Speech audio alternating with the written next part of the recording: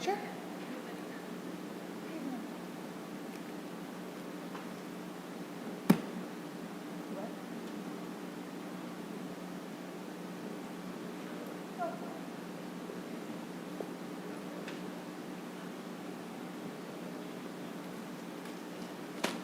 I went to the dentist today.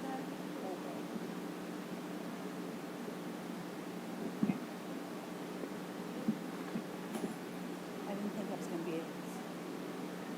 Yeah, I think they're here for the civics badge, which is good. I'll be back.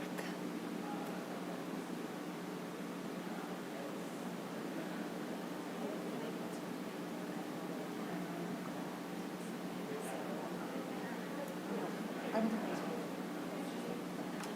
So I'm just trying to get the same. Let's go. Chestnut Family Dentistry. And, you know, Chloe, everybody will come home. She's like, we should come in before all these college kids falls apart. That's going to be bad.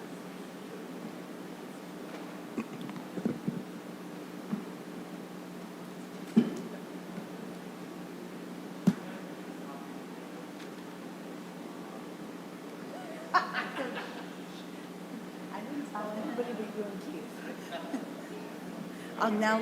Now I'm gonna have to tell not.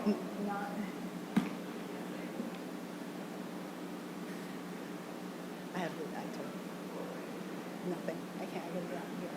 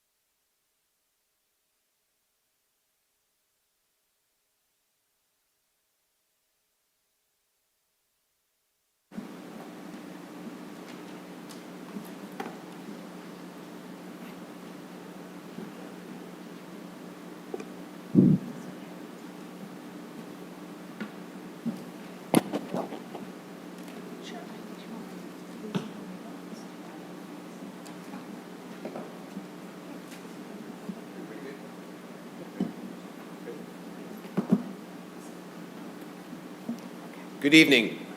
This is the Village Council Public Workshop. The date is April 22nd, 2026. The time is 7:30. Adequate notice of this meeting has been provided by a posting on the bulletin board in Village Hall, by mail to the Ridgewood News, the Record, and by submission to all persons entitled to same as provided by law of a schedule, including the date and time of this meeting. A notice of this meeting was also posted on the Village of Ridgewood's legal notices page at ridgewoodnj.net. Roll call. Councilmember Mortimer, Here. Deputy Mayor Perrin, Here. Councilmember Whites, Here. Councilmember Winograd, Here. Mayor Vagianos. Here. Will you all please join us in a salute to our flag?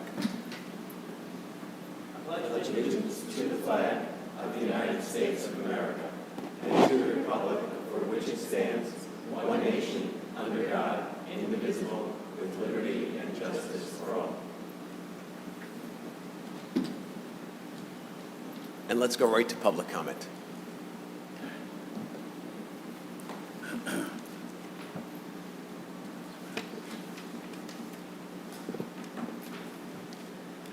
Good evening, Ann Loving, Ridgewood resident.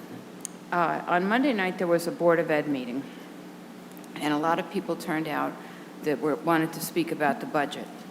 And to the credit of the Board of Ed, as they always do, every single person who showed up was allowed to speak. Public comments went on for more than 2 hours, which is a big lift for the elected officials. It's also a big lift for the citizens who came out and stayed and got babysitters and so on. Nobody was interrupted. Nobody's time was cut short. They also have 4 minutes, not 3. Very rarely do we have a big turnout here. Very rarely do they have a big turnout there. But when we do have a big turnout here, this council, in particular this mayor, has decided to curtail public comments and only let a designated number of people speak. And we've been here in that situation where people are waiting outside the locked doors and rushing through in order to get in line to be one of the 10. It's really sad that that's the case. I mean, it shouldn't be that way. I clearly remember Councilwoman Reynolds pleading, saying she wanted to hear what every citizen had to say, and the mayor saying, nope, nope, nope. Well, now that may change because there's legislation going forward anyway, Assembly Bill number 2953, that is going to allow enough time at public meetings for all residents who wish to speak the opportunity to speak. This would be your opportunity to get ahead of that. Instead of being forced to do it, you could do the right thing and reverse course. And on the rare occasion where you have a lot of people here who all want to speak, let them speak. Again, I know it's a big ask because you also have an agenda to get through. So does the Board of Ed. And to their credit, they never, ever, ever tell somebody we've had enough speakers. So please think about changing course on that. There's nothing wrong with trying something and finding out that it wasn't such a good idea. You could change your mind. You could say, you know what, we're going to let everybody speak when there's a lot of people here. Thank you for considering it. Thank you, Ann.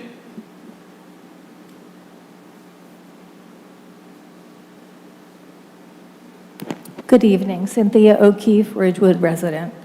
So with Earth Day coming up, I believe it's being celebrated on the 26th. I just wanted to remind all of you that, there are many considerations when it comes to artificial turf, the use of it, the installation. I've talked at length about the potential health hazards. Ridgewood's own lawsuit regarding PFAS and removing PFAS from the municipal water should be a clear indication of how serious it is. Those forever chemicals are forever. And, your plan to install artificial turf on the Shedler property next to private well water, and you had this mayor's wellness campaign, right? So how did that go? Was that a success? I would think that making responsible decisions for residents, especially those who are dependent on their wells for safe drinking water, would rely on your, good rationale.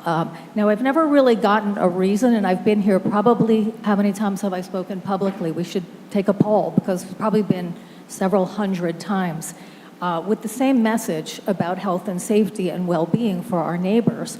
So you're talking about installing a plastic product with PFAS and other chemicals, also that creates heat islands next to private homes. So not only compromising their well water, but also creating heat islands. I don't know if anyone's given any consideration to that. And no amount of trees is going to help minimize the heat that will emanate from these fields. There are people who actually called into you to speak to you personally at the village, previous village council meetings, and they've all said that, anybody who's lived next to a turf field is dealing with a nightmare. Not only the smell of hot plastic, it's dangerous, it's not good for players, there's lead dust, there's all kinds of considerations that I think you need to make. Now, again, I've never gotten an actual reason, except for Frank saying that it's safe at the League of Women Voters when he was running. He said that he read reports which were not, accurate, and then he made the declarative statement. But each of you have just said that you just disagree. So I would consider that kind of plausible deniability. You can't just tell residents when their health and safety are riding on this that you just disagree. So if you want to make a declarative statement as to why you actually disagree, then maybe we understand your position. But right now, nobody does. So, we talk about Earth Day, we talk about the Daffodil Festival. We want you to show us, because actions speak louder than words. Show us that you care. You talk about Ridgewood Cares. I want to see it. Thank you. Thank you, Cynthia. Anybody else?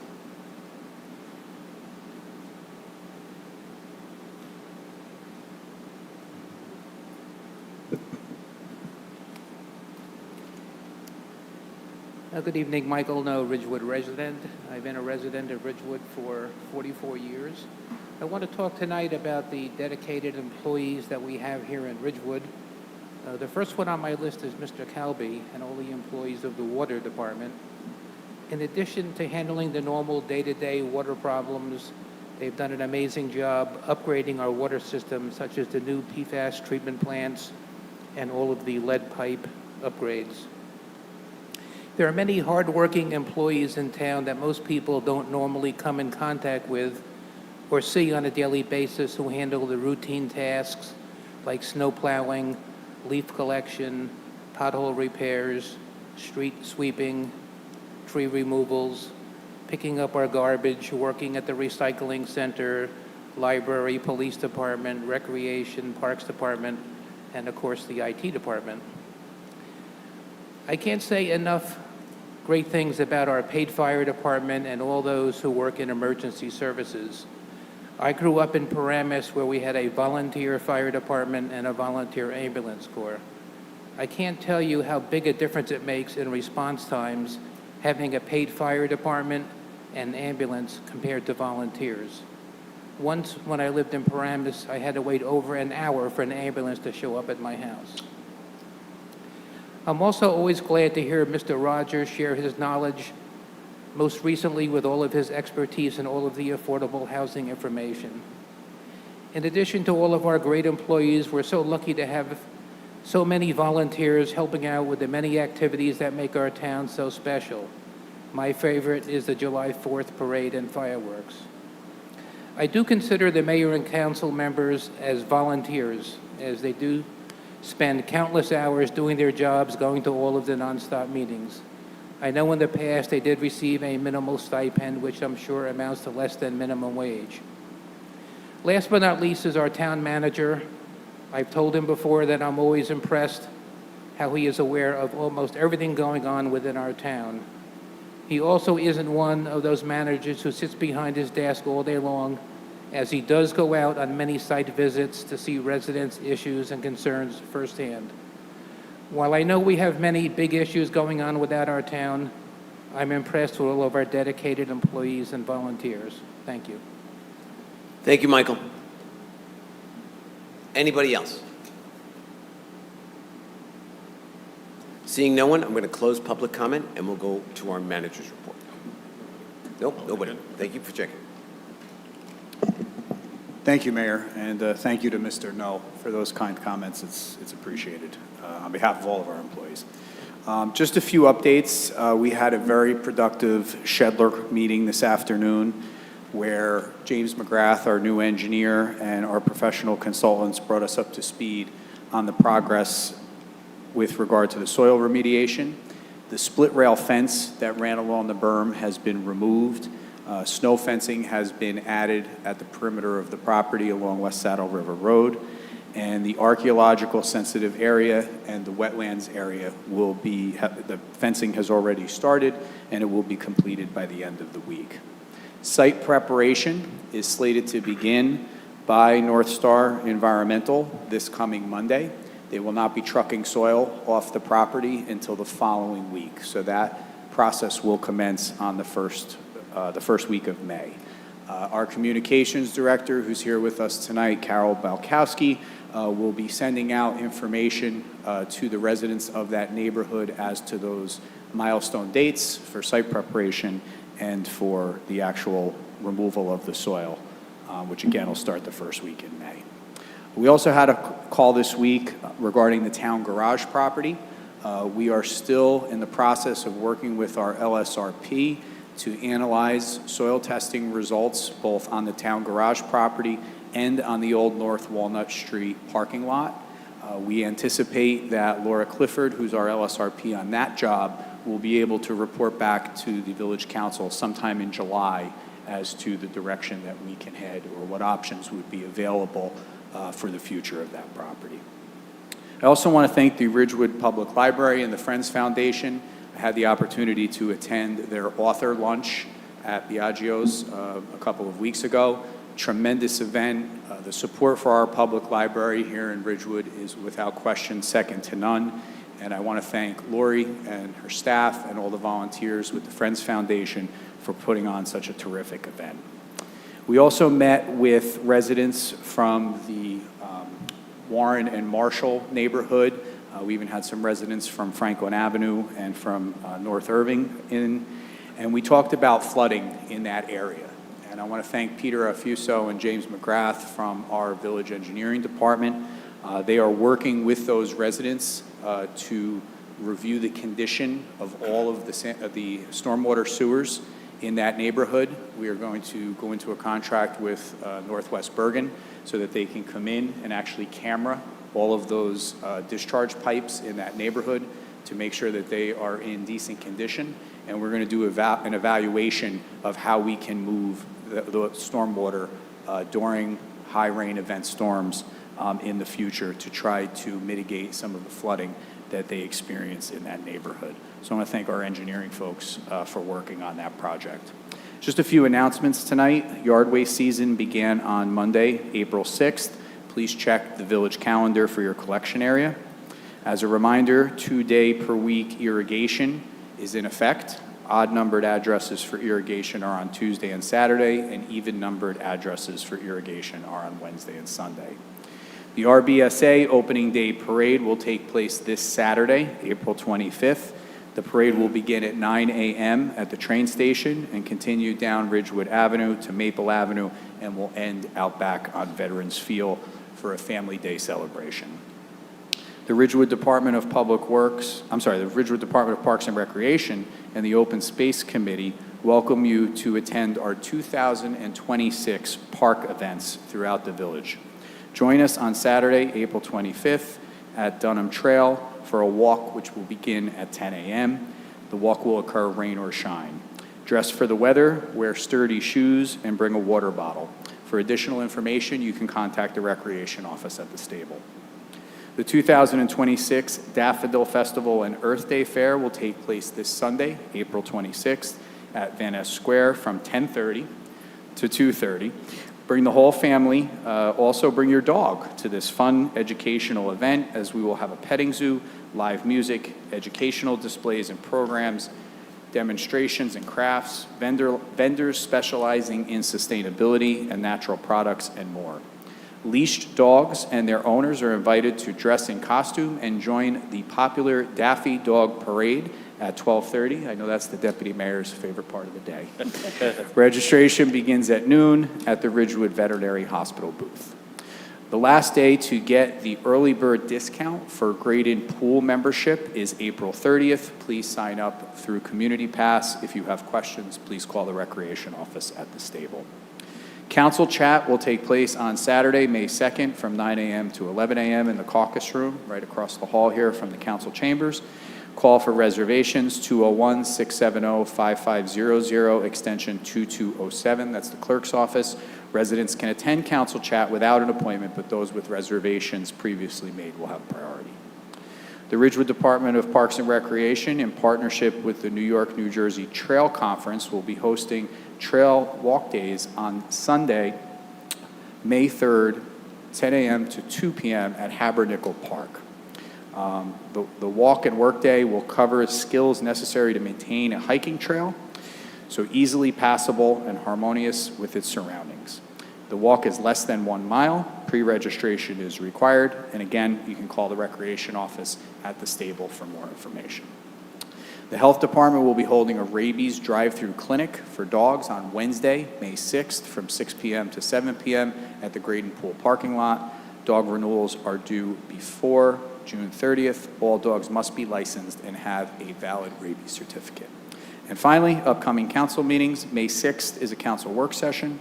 May 13th is a public meeting.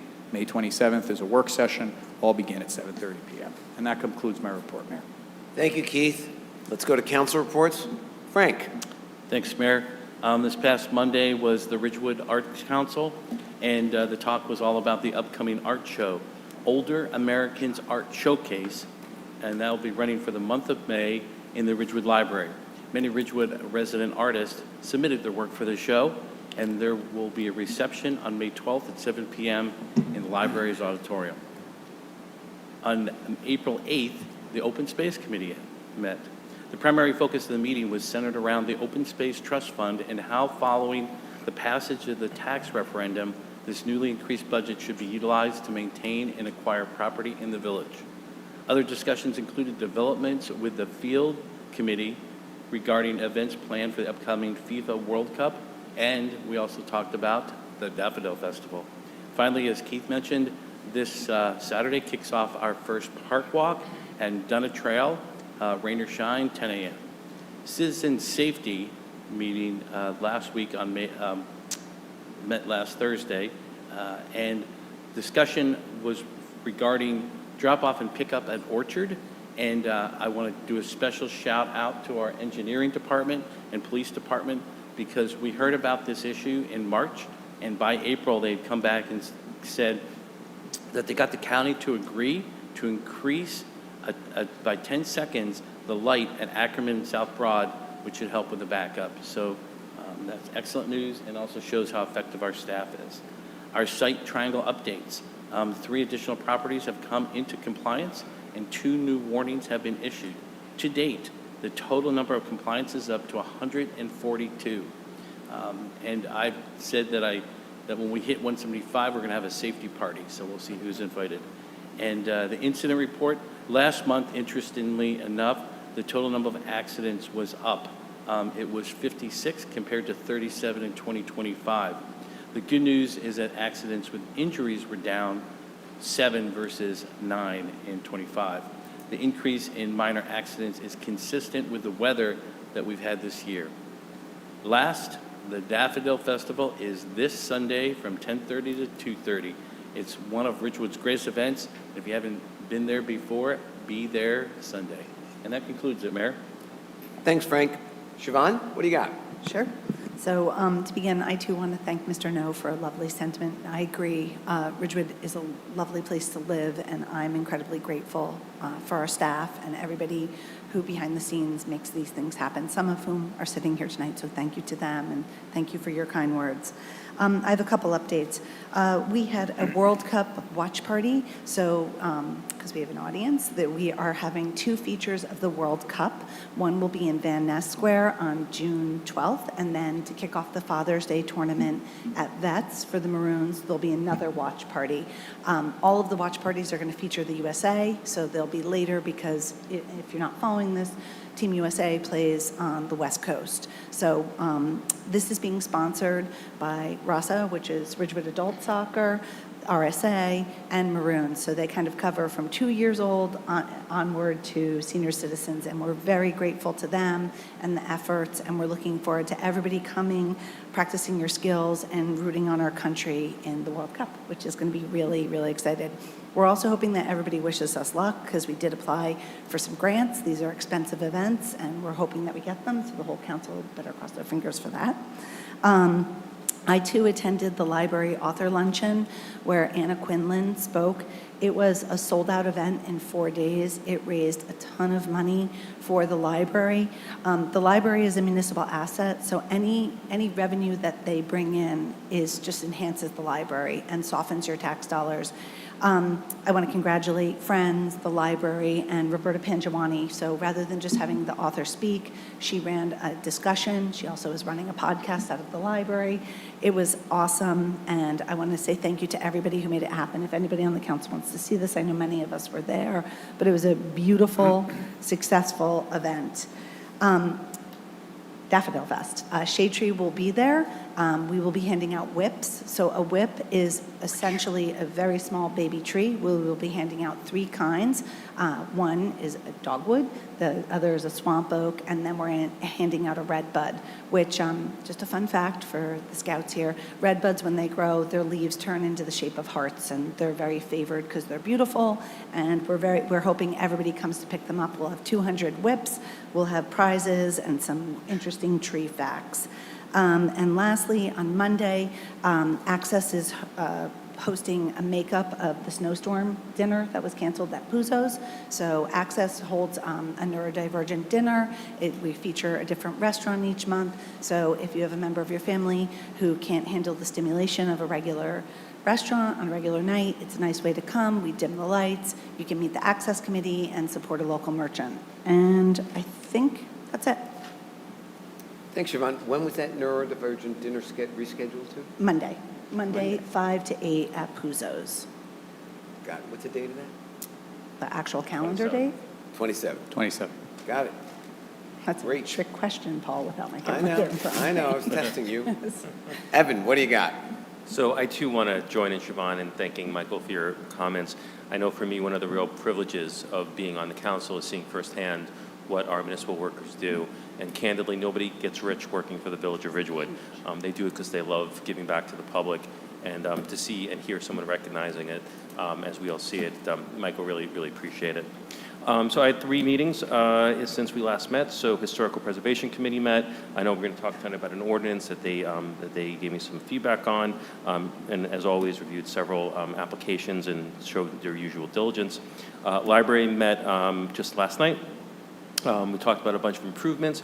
As Siobhan mentioned, none of them will be taxpayer funded, which I was very happy about. But that's obviously coming from all the fundraising that the Friends of the Foundation do on behalf of the library. It's something I'm eminently grateful for. Additionally, tons of events going on, way too many for me to list, but suggest all go to the Ridgewood Library website to see what's going on there. There is literally almost every night something new and interesting. Cash Rochelle met, finalizing the final schedule for the summer's concerts. Again, we're going to have Tuesdays and Thursday nights almost the entire way through the summer. Really appreciative of all the members of the Cash Rochelle committee who make sure that we have the bands, the music, make sure that it's properly advertised is a lot more than just getting the bands. And those guys do a really, really wonderful job of really adding to the community. Finally, I know at least a few of us showed up to the Holocaust Remembrance Service at Temple Israel last week. If you haven't gone to that, it's something I would suggest.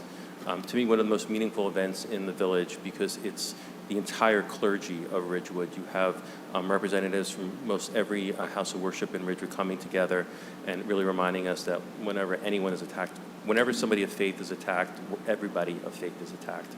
And really meaningful and really special. Want to particularly call it Dr. Schwartz gave the keynote speech on Holocaust education, was very meaningful and very much from the heart and appreciated. Again, a really wonderful event that I encourage folks to attend next year if you're able. Thanks, Ev. Pam? Well, happy Earth Day, everybody. Today is the actual Earth Day. Even though we're celebrating it on Sunday, today is the actual day. And Green Ridgewood is getting ready. The theme for this year is Sustainable Yards, so there's a lot to learn if you can attend. And as to those dogs in costumes, there are 3 prizes for the best costume. And so do dress up your best friend. Green Ridgewood and Green Team each have a vacancy open, and you can apply if you would like to volunteer on one of those committees. Green Team is a subcommittee of Green Ridgewood, and the two committees do meet together on Thursday nights, the first Thursday of every month. And the application form is very simple, and it's online on the village website.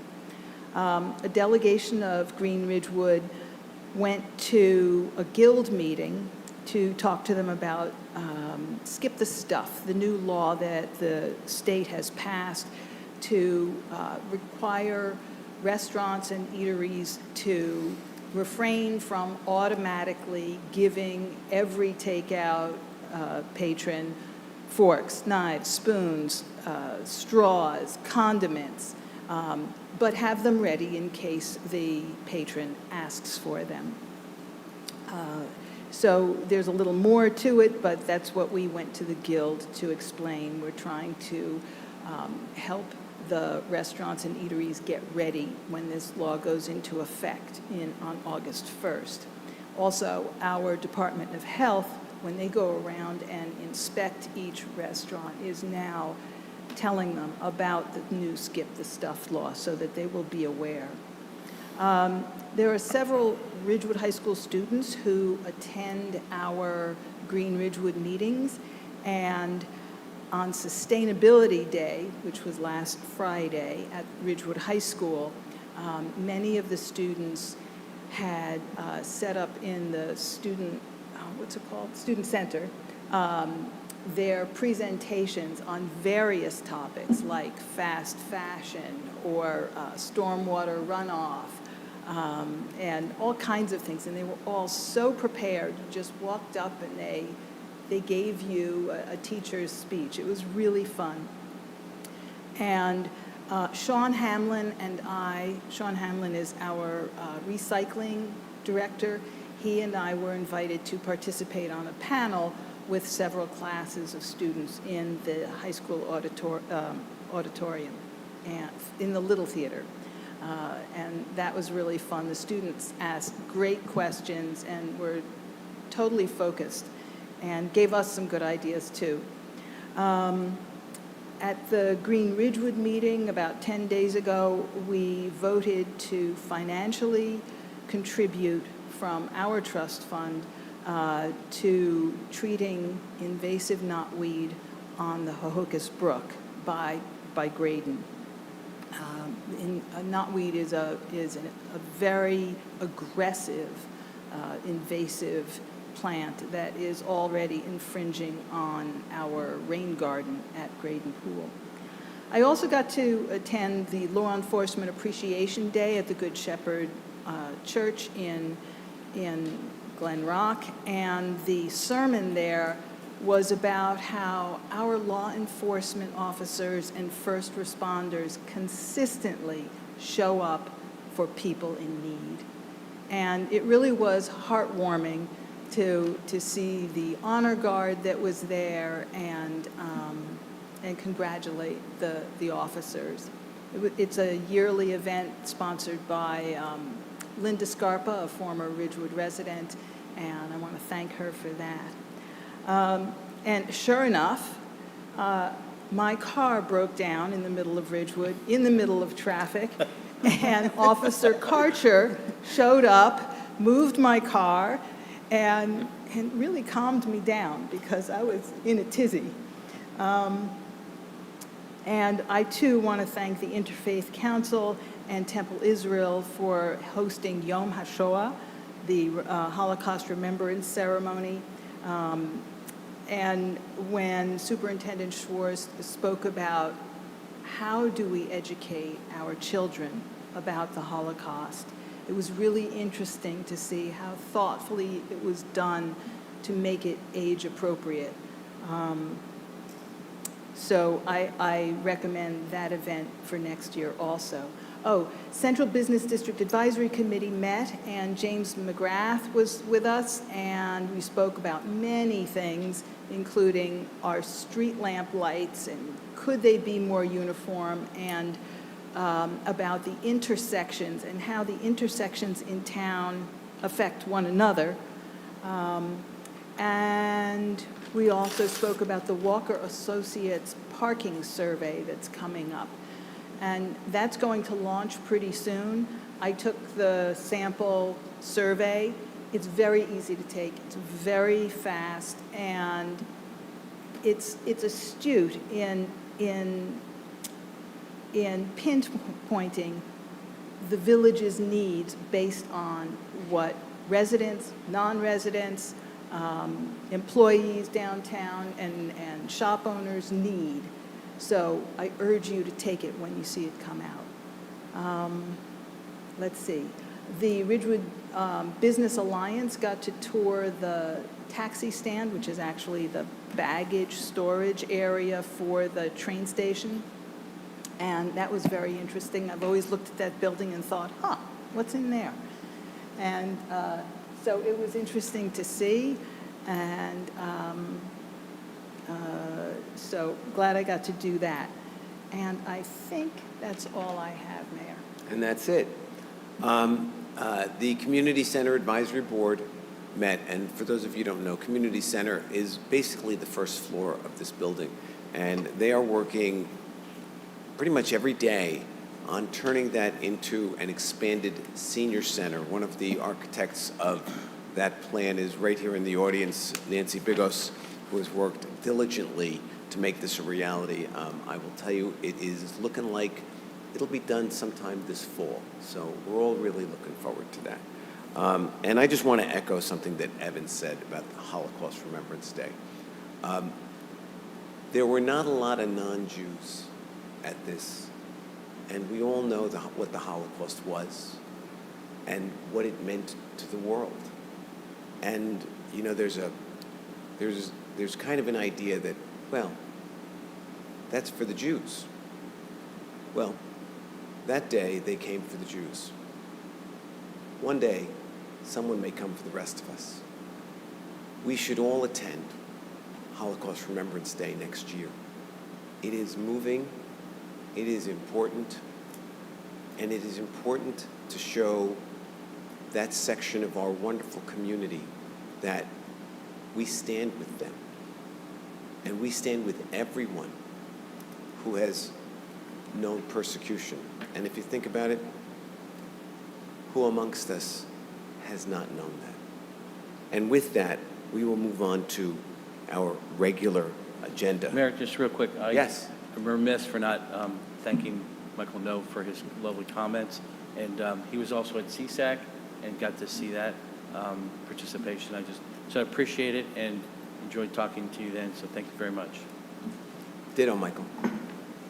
And so with that, Keith, want to lead us off on this? Thank you, Mayor. So tonight we have one item for discussion before we break for the special public meeting. And that has to do with a proposed change to the ordinance for the Central Business District relative to sidewalk displays. So I know that Matt Rogers has worked closely with the deputy mayor on this issue, so I'm going to turn it over to Matt to talk about some of the proposed changes that are being discussed. Okay. As everybody knows, we have an ordinance review committee, which is made up of the clerk's office, building department, engineering department, police, fire, manager's office. I'm involved, and I think we have just about everybody from the town and the different departments involved in it. This came out as a initiative from Pam with regard to trying to help out the CBD shop owners in ways of trying to, or providing ways that they can pique interest, gain attention to pedestrians and shoppers for their particular stores in the central business district. So we had some significant discussion about it. The primary issues that were of concern at the time were safety for pedestrians if we allowed for displays to go on the sidewalk, and also clutter, and how to do this with a consistency that would be able to be regulated and provide that interest, provide that opportunity for the shop owners to gain interest in their stores and get the attention, grab the attention of people walking by. Might even hopefully increase people walking by. So we worked on an ordinance together, and it was drafted. Pam and I went over several varieties of the draft, and worked with John Barry, our village planner, on this as well. And then it was shared with the council. I've had the opportunity to speak with the council. I know those who contacted me in any event. And Pam has also had that opportunity. And there is a draft of this proposal in front of you right now that has some items that are redlined, which are, and even highlighted, that seem to be the areas of concern and discussion. And I think I should let Pam take it from here to develop the rest of what's going to happen tonight. Okay, well, just a bit of history. We do have two other important ordinances that play into this. One is the Sidewalk Sale Days ordinance, and it says that merchants may sell their merchandise on the sidewalk 3 days a week, 3 days a year, and outside of those days, they may not sell on the sidewalk. The other important ordinance is the existing sign ordinance. And in 2018, the council unanimously voted to amend that and add sections that address displays on the sidewalk. A display, and it's here in our draft, is a three-dimensional item meant to attract patrons to a business to be located on the sidewalk in front of the business for which the display is designed. And what brought that up was there used to be on the west side of town a mattress store, an organic mattress store, and they put outside a wooden sheep because I guess wool was part of their product. And our code enforcer wasn't quite sure how to deal with it, so this ordinance was passed. And the goal is not only to catch the eye of passersby, but to bring them into the store. So what this ordinance does is it says you can have a display outside, but those items are not for sale. You have to go into the store to buy an item.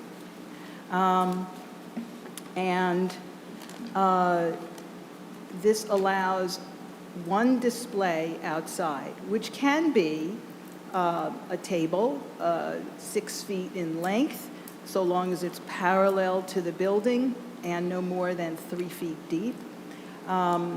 It can be a standing object.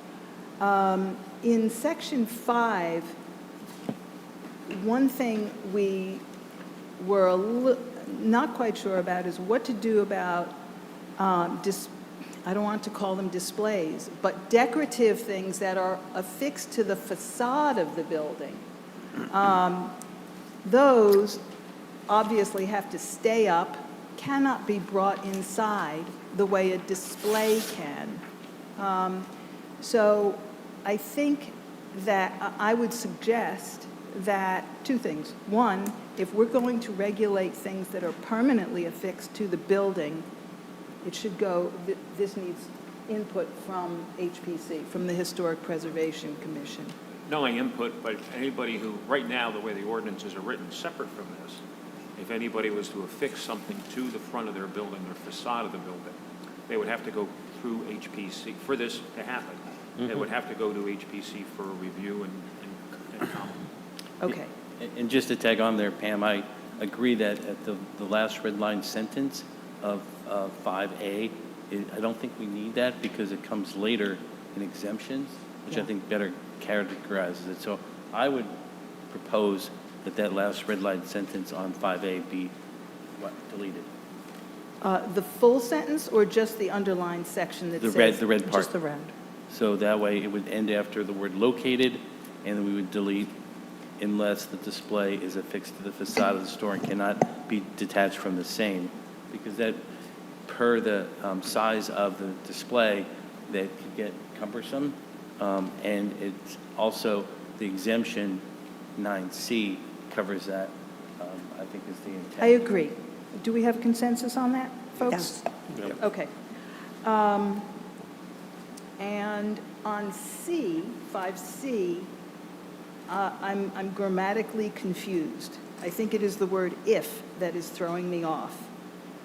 Displays shall be placed or located, and if internally, I don't know what we're trying to say here, Matt.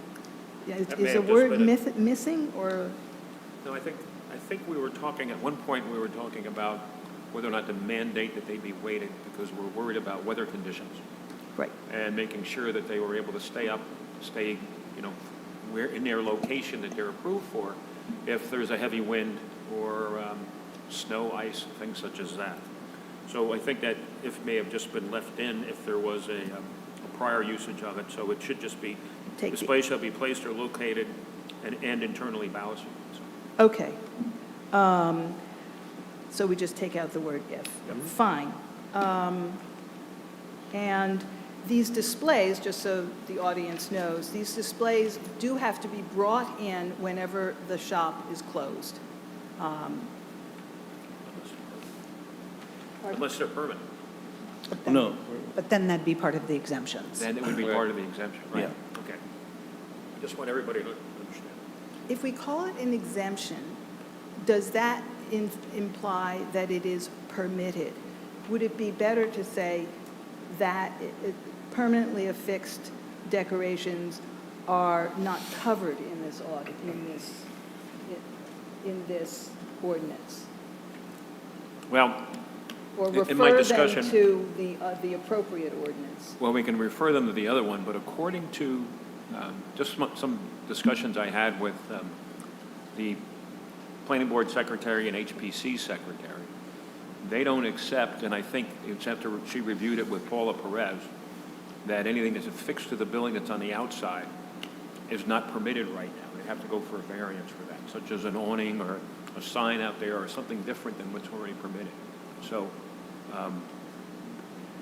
I don't want I have to take a look at that. I'm worried about the word exemption, because it may If give it the falls, if impression- it's in that section under exemption, it falls outside the regulations of this ordinance. and Matt, as we were discussing, I would change the word decorative to ornamental objects. Yeah, and one of the issues, Frank and I Yeah. talked about this, one of the problems with regulations is that when the review by anybody who seeks to enforce it becomes subjective. Not only is it difficult for the person to enforce it, but also it's subject to constitutional review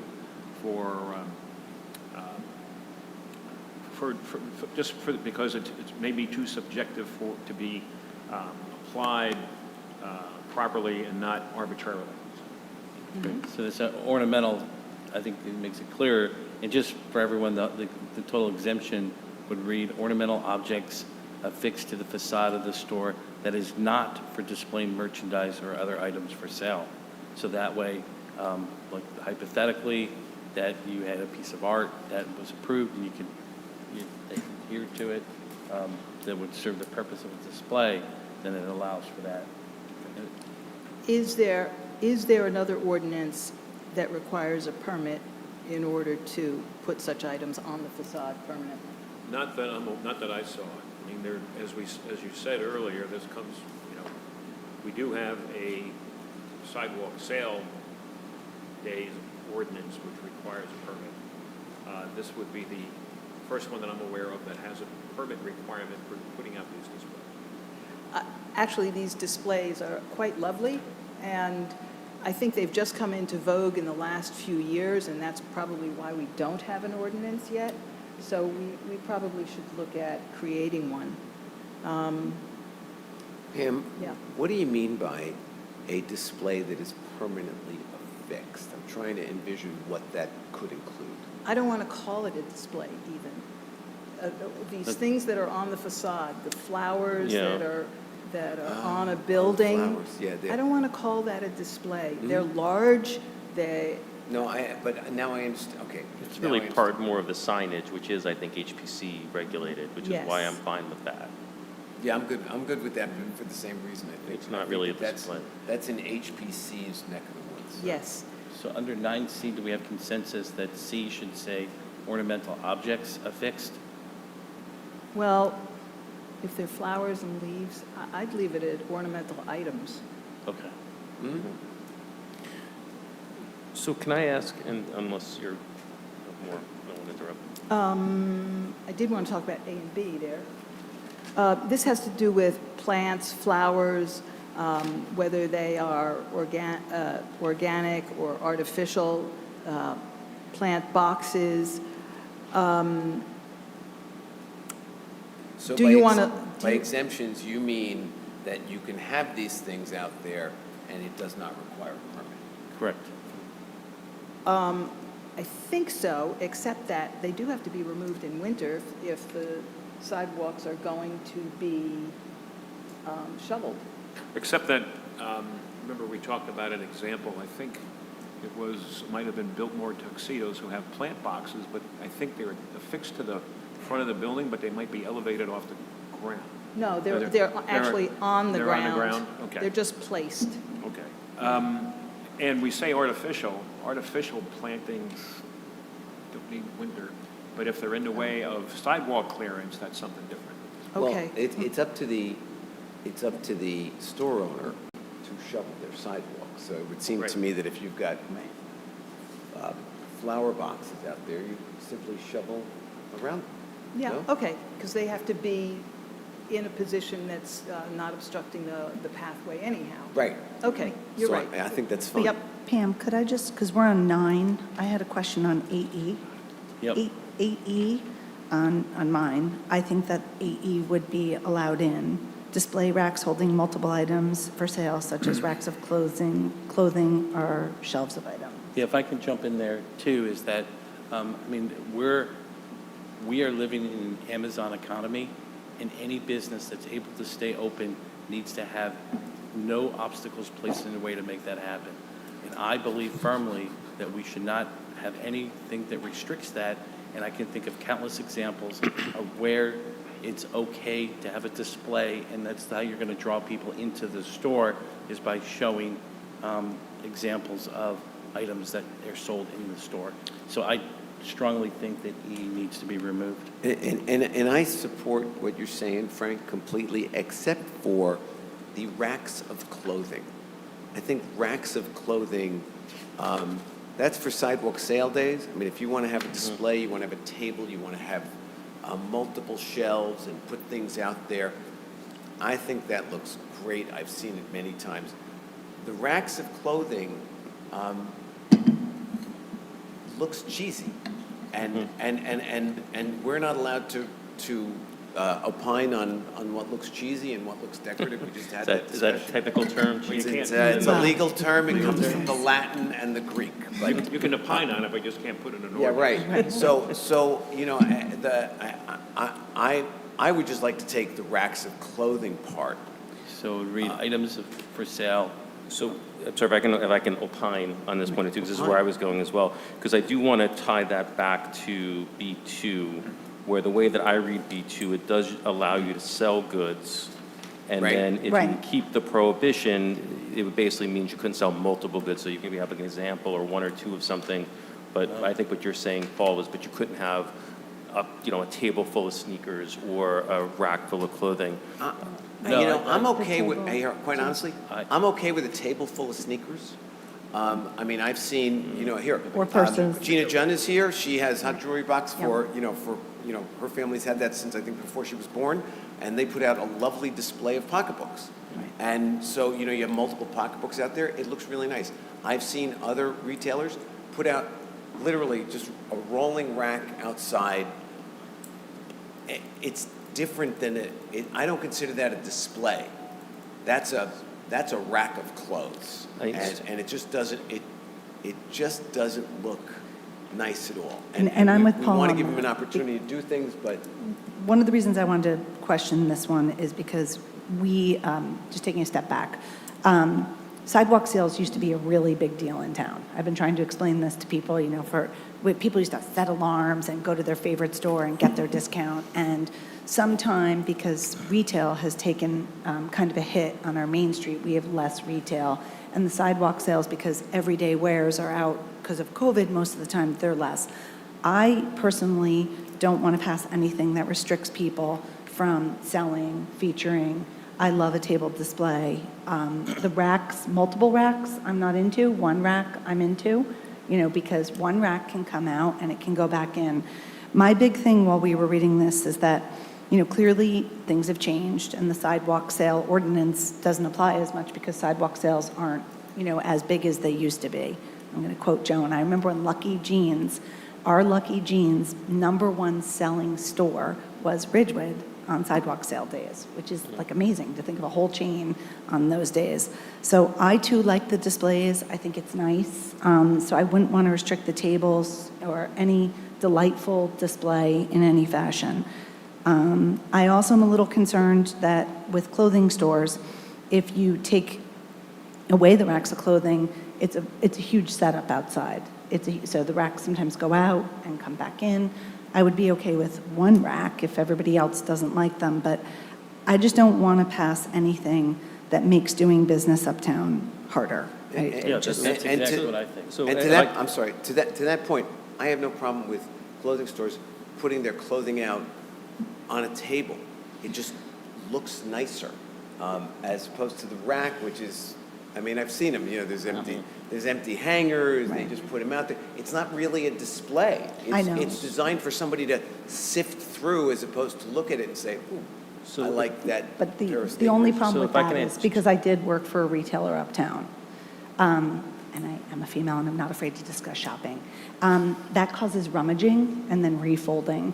And so I worry about that and the vendor. You know, when people are looking for things, you know, Hot Jewelry Box does an awesome job because you can see it, you can find the price, but when you fold everything, then people can't find their size, and it creates a labor situation of keeping the display pretty. So again, I'd be interested in hearing what some of the merchants think after this discussion, but folding clothes, putting it out, creating a delightful display can be dismantled with one person looking for one size in about 5 Yeah, minutes. so if I can add 2 points. So I did have the opportunity to run this by HPC. We did not have the benefit of the actual drafted ordinance, but there was a pretty strong feeling in the room that while we like the sidewalk sales, having merchandise for sale outside looks a little chintzy. And I know there are folks that do it well, like Hot Jewelry Box is a great example. We went through a couple of examples, but there was a very strong concern, and candidly one that I share personally, that it cheapens the downtown if we have lots of merchandise kind of stacked outside.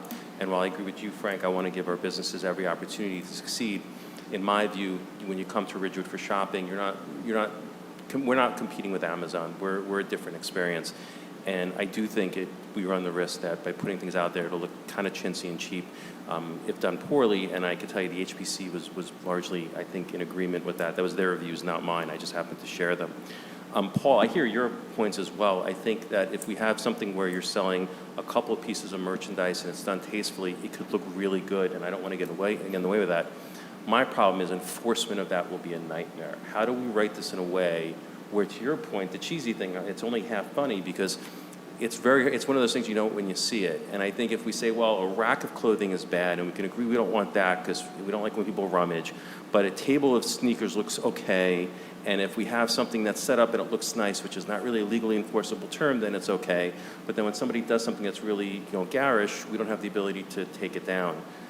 So my views, and again, I think, from what I was hearing from HPC is, while I'm supportive of having displays outside, and I think this is very well written, otherwise, I'm not supportive of having merchandise for sale on the sidewalk other than those sidewalk sales. And I would say that we always talk about our downtown and how many businesses continue to close, and you have to commend every business that's able to stay open. And, that I think that to have this snooty attitude that it looks cheesy is hurting the merchants. I think that they need to do what they need to do.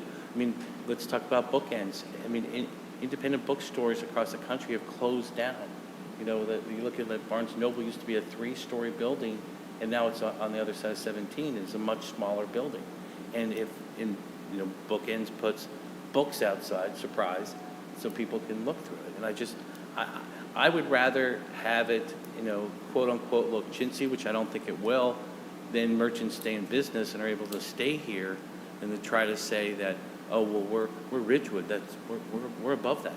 I mean, it's how many people are business owners in here, especially downtown, and that's what you have to look at. That they're fighting for every sale that they can get, and with Amazon just tripping them up every step of the way, I am not in favor of any way hurting the businesses by saying they can't have a table of things they sell, and you grab it and you go inside and you sell it. And that's the difference between that and a sidewalk sale. Sidewalk sale, you buy it outside.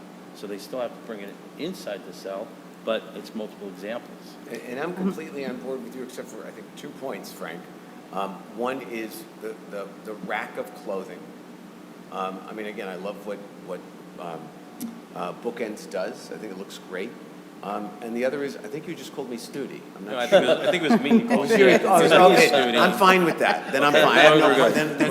Then we're in complete agreement, Frank. Just so you know. I'm bringing the council together. If we could excise, and we could talk about this for days, and if anybody has anything to say, by all means. I have one But if we one could, thing to excuse say. me, let me just finish my I would sentence. like to have If we could, I think if perhaps we could find consensus on limiting the exclusion to racks of clothing, if we can, I think that we might be able to move on from this point. But go I ahead. think we can encourage the merchants to use their creativity.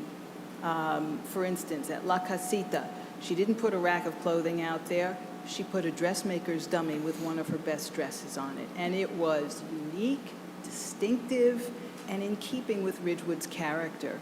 Remember that our master plan has a goal of maintaining the charm of Ridgewood. And racks of clothing, I can go to a flea market to see those. So I am opposed to racks of clothing for sale. And I think shelving is okay. So I mean, I'm in agreement with Pam on this, and to be clear to my friend Frank, I don't think we necessarily help the downtown and help business by having racks of clothing and other goods out there. I think it takes away from the experience, and it means less people will be shopping and less foot traffic, because it's not special. So I share your enthusiasm for the businesses. I just think we have a disagreement on whether this helps them or not, but we both want to help them. I too agree with Pam as well, and Paul, the racks of clothing to me is kind of a non-starter. I still continue to come back to, and again, also the single dress I think does look really nice when you do that, but having any merchandise for sale, I think it's going to be tough to police that. It's going to be too subjective, and there's no way we can enforce something when somebody puts something out that is garish and really beyond. So I would prefer to write this in a way where you could not have merchandise for sale, but everything else that we've discussed tonight would be permissible. Yeah, So I disagree. I disagree with that. So I think we have 3 who want sales outside, and then we just have to qualify how they're saleable, right? So we move away from the rack. So 3, Frank, Paul, and I support the sale outside. Evan and Pam support the presentation to Loren. So that's 1. 2, I do just want to say something, because when, people have this review of their property, which isn't what I want to do. I guarantee you a display with sales looks better than a vacancy. Yes. And I really feel like being in town a lot, living in town, walking there, I want to stay away from we can, if they want to sell things and that's successful for them, they know their business best, and we should find a way to support it and balance our charm, not just say selling things outside is uncharming. So I'm fine with massaging it. I feel like it's going to be a burden if we remove the rack of clothing, but we'll see. But I just think we still have vacancies uptown, and when we start telling people this is a way for you to attract business, I think we're overstepping. They know how to attract it. They're putting it out there because it's attractive and because they're ringing sales outside. So that's it. I mean, So Siobhan, you're willing to take out the racks of clothing? I mean, could we go with singular rack? I mean, I feel bad for the people. Let me see where I think we may have consensus, and just to see where we are on item 8E. How do you guys all feel? You know, who is in support of simply having the words racks of clothing as a prohibited item? That would allow shelving. That would allow people to sell item from shelving and from, you know, multiple displays of, you know, that for example, Bookends has, Hot Jewelry Box has. So that's what we're talking about. Again, I don't think we should sell on the street. Bring those people inside so they can see all the wares, all the great things and beautiful things that are in that shop. all right, then let's cut this in half, because we'll get consensus on each of these items. Who here feels that we should allow merchants to sell? We'll get to racks of clothing later, to sell from their table or racks outside. Who is in favor of that? Okay, I'm so not. there's a majority for that. Okay. So we're going to allow them to sell from their display outside. Now, let's move on to the second half of that, which is racks of clothing. Who wants to prohibit racks of clothing outside? I do. 1, 2. I'm against the ordinance. You're against? I don't think we should be selling items. No. We're beyond that, though. Well, no. That's what I'm saying. That's why I'm but saying the point don't is- count me because I lost. But the point is the display. You're still in favor of some kind of I'm display. absolutely happy with the display, but I don't Okay. want people buying I don't want merchandise for display outside that you can buy. And you've said that. My point is now, okay, we're still going to have a display. Should we allow that display to include racks of clothes? My concern is that by calling out racks of clothing, we're implicitly allowing boxes of sneakers, stacks of shirts, that to me is going to be just as poor looking as racks of clothing. I agree with him. But the majority has just voted, or excuse me, shown a consensus that, yes, we're going to allow, this council's going to allow things to be sold outside from this display. Now the question is, How? Right. should this display include racks of clothes? They're really two separate items. But there's also restrictions, Evan, on the size, so I don't want everyone thinking We'll right. get to that, Well, but no, apparently hold on. this is something that we Paul, are. I- Deal with the concept. I got the concept, I just want to clarify. It's not going to be like 4,000 tables, because there was a restriction on the sale footprint outside. It needs- Absolutely. Okay, I just want to make sure. Absolutely. So- Now, the question is, do we want to allow racks of clothing as a display or part of a display? Who is in favor of allowing racks of clothing out there? No? Singular Yes. rack. Well, I hear your point, so I'm not as firm on that. So like like Siobhan said, a rack of clothing, maybe is how we do it. Any Any racks of clothing? I think what Paul's saying is, who would allow a display to be a rack? Whether it be 1, 2, 3, a rack of clothing. So we could just, You're the sweet vote on this. If you want it, just say yes. If you don't want it, say no. Here, what I'm getting is, Siobhan is in favor of allowing a rack of clothing. Frank, are you in favor of allowing a rack of clothing? I can see your point, so that's why I'm, So are you yes or no on that? do we have any choice other than Is it just, do we allow or don't? Well, no, because this is again, are If- we if going you to like the allow, idea. we're going to allow a display, we're going to allow a table, we're afraid. going to allow shelving, are we going to allow racks of clothing? Pam and I do not support allowing a rack of clothing. We don't think it's a display, we think it's a flea market. And so that's, that, and we want to give our retailers the opportunity to display their wares. So again, it's you and Evan have to let us know, do you want to allow retailers to have a rack of clothing? Matt, or what more? are you saying? No, I'm just saying it's really, you may understand the arguments, but it's really a yes or no answer. If you're in favor of having racks or a rack of clothing, then you would say yes. If you're not in favor of it, this is just to get a consensus from the council. This is not to, Siobhan, what are your thoughts? I'm Pro racks? pro one singular rack. I think per that's rack. what, one rack. Look, and I think will be interesting is this is a workshop and we are working this. We see the Chamber of Commerce. I would welcome him some input. Clearly, I feel that the merchandisers downtown know how to run their business. They know the intricacies better than us. And if you want to sell outside and keep your business alive that way, I support it. So I feel, given background, I would be okay with one rack. I don't want to see it cluttered, and I think the ordinance needs some other cleaning. But I don't know. We don't have that many clothing stores. But that would, can I name a specific business? Sure. we already have some. Okay. Like Victor, like what if it's beautiful out and town is hopping and he wants to go out? I would feel badly that he would have to go out and set a whole table up when he could just participate outside. And I just think it's really hard, and if people are watching this and going to comment, it's really hard to stay in business uptown. And if we can find a way to do this, I would be much more pro any type of sale that allows them to operate and remain profitable, because the worst thing for our Main Street is vacancy. And I agree with that, and that was my initial So you're in thought. favor of allowing Yeah. a rack? A rack, yeah. Okay. Evan, swing vote. A rack or no racks? Well, by virtue of the fact that I don't think there should be any merchandise, I would prefer no racks. So on this point, so that we can move on from this, Right. no racks or a rack? So no racks, but I am concerned that I may not vote at all in favor of this tonight. So And that's fine, We're but not right That could now, happen. right now, So I as we are would- going through it. I like it the is- lesser included no racks. So it's no, it is, so then this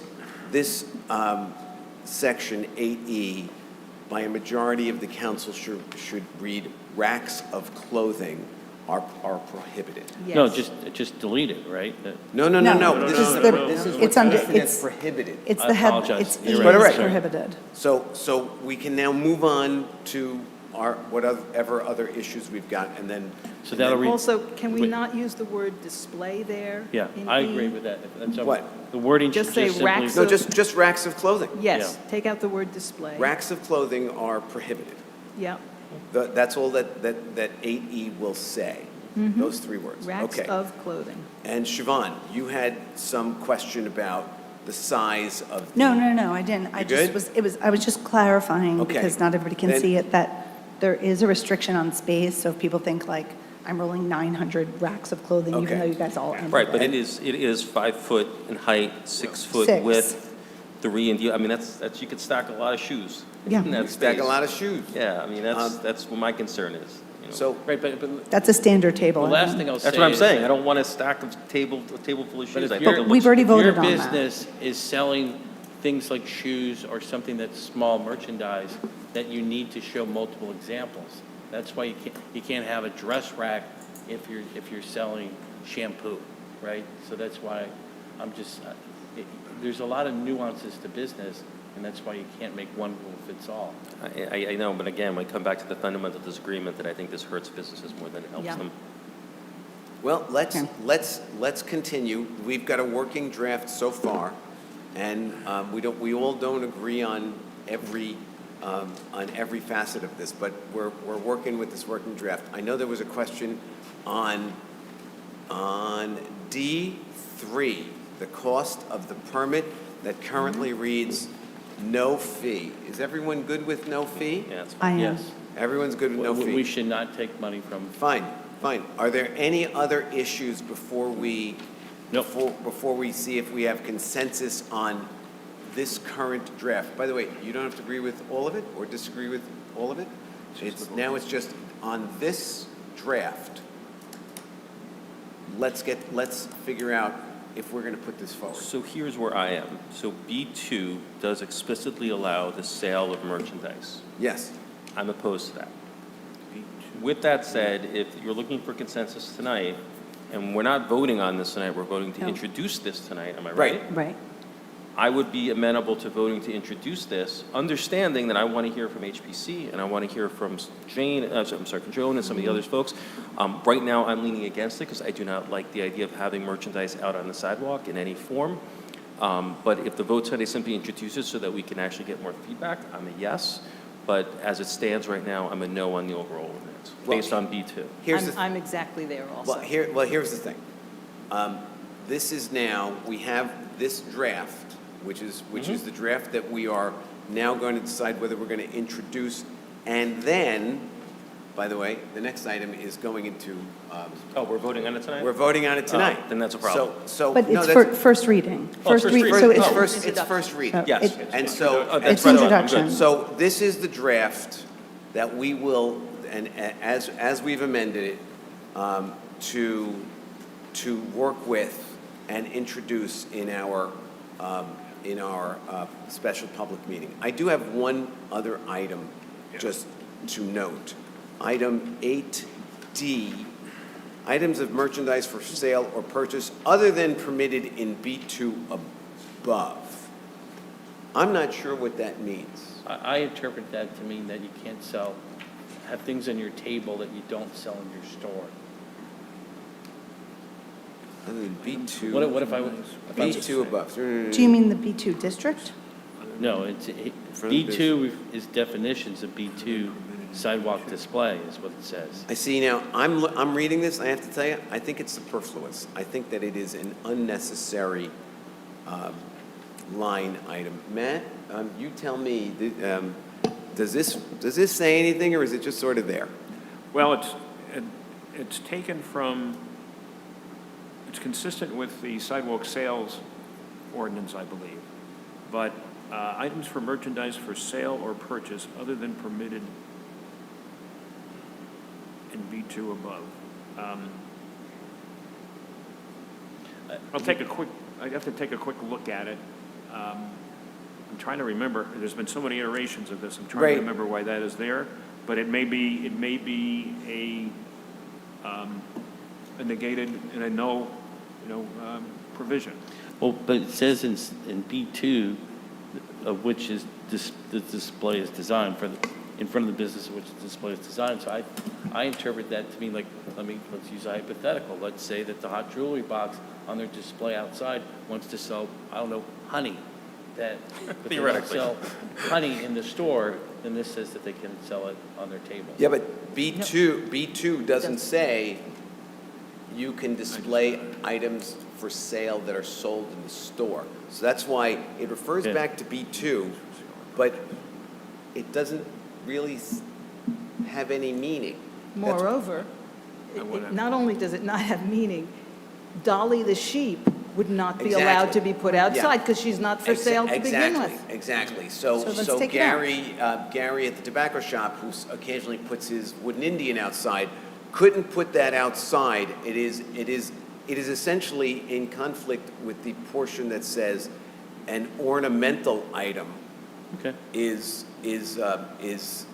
allowed outside. So I would recommend that we take D out. And I'm okay with that. Everybody good? Yeah. Great.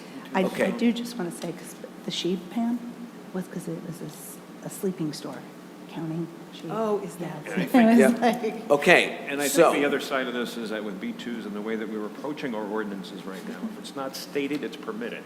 So I think we ought to take it out. right, so we're taking that out. This is our working draft, and this is the one that now we need a motion to suspend the work session and convene a special public meeting. wait, before we do that. Yeah, let's get the Let's- wording nailed we- down. I want to make I sure thought we. we did, I'm sorry. Yeah, we did. So, hold on. I want to make sure because that after introduction, we circulate the ordinance proactively to the Yes. chamber and the guild, so they can read it, and then during, Just, and so everybody knows, it's got to go to planning board right. for review, and it's going to go to HPC as well. Right, so I just think that would be a good step, and then clearly for anybody who, has comments on how much we just discussed racks and whether Paul's getting a job uptown selling clothes. I've had a job uptown We are for very 30 years. interested I'm in tired from hearing, that. feedback, and if any of us got it wrong, myself included, we'd welcome any input. All of our emails are on the website, and the clean copy will be a good discussion point. I do want to clarify, sidewalk sale ordinance will still be there for the annual sidewalks, For and the this. annual sidewalks, this Got does it. not change any. Though it certainly undermines it, because now you're going to see all this stuff every day of the, 6 days of the week. But sidewalk sales allows you to go on the street as well. Yeah, that's true. Okay. So Mayor, let me suggest that when you enter into the special public meeting and we get to this agenda item, that Matt just reviews the changes so that we have complete transparency for the public and a complete understanding by the council as to what exactly they're voting on as far as any changes to the document that was on the dais tonight. And this way, there's no question about that. And then that will be updated by Matt tomorrow, circulated, and that's the document that will be sent to the planning board for review and recommendation. And Keith, when would the second reading of this be, when there would be public? I believe Heather had it listed for the regular meeting, which would be May 13th. And you have a planning board meeting before that, right, Deputy Mayor? And HPC has got to get to it too, so if we can get all that done, it can make it to that May 13th meeting. Right now, it's scheduled for May 13th, but you Got it. can't adopt until you have a letter from the planning board. understand. And in Okay. this case, a review from HPC. So, shall we go to our special public meeting? We need a motion to suspend the work session and convene a special public meeting. So moved. Second. All in favor? Aye. And let's go. This is now the Village Council Special Public Meeting. The date is April 22nd, 2026. The time is 8:47 p.m. Adequate notice of this meeting has been provided by a posting on the bulletin board in Village Hall, by mail to the Ridgewood News, the Record, and by submission to all persons entitled the same, as provided by law of a schedule, including the date and time of this meeting. A notice of this meeting was also posted on the Village of Ridgewood's legal notices page on its website. Roll call. Mortimer, Still here. Perrin, Here. Whites, Here. Winograd, Here. Vagianos. Here, and we will now go to public comment. Does anybody want to comment on anything discussed or to be discussed? If you do, please step up to the mic, identify yourself, and whether or not you are a Ridgewood resident. And I would also say if you are a retailer or former retailer, you should mention that. Property owner, third generation retailer. If you could just state your Please name give for the the name. record. Name and if Tom you're a resident. Hellman. And are you a resident, Tom? On the record? Are Tom you- Hellman. Yes, are you a resident? Yes, I was property owner, Do you retailer. live in town? Yes. Do I live in town? Yes, I do not live in town. just needed to know. I did sell my house in town. I know. Okay.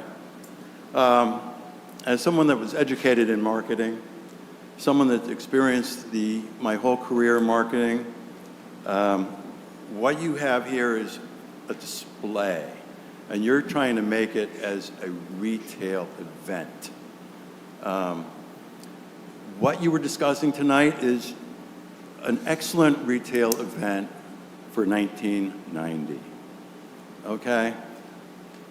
Today, it's not about touch and feel. It's all about getting them into your place of business through social media, whatnot. What we would have used in newspapers years ago. Okay? But times have changed. I just don't see us marketing on the street. We have an example of what we want at the post office. We have the postal man out front. I'm sure you've seen people taking selfies of him.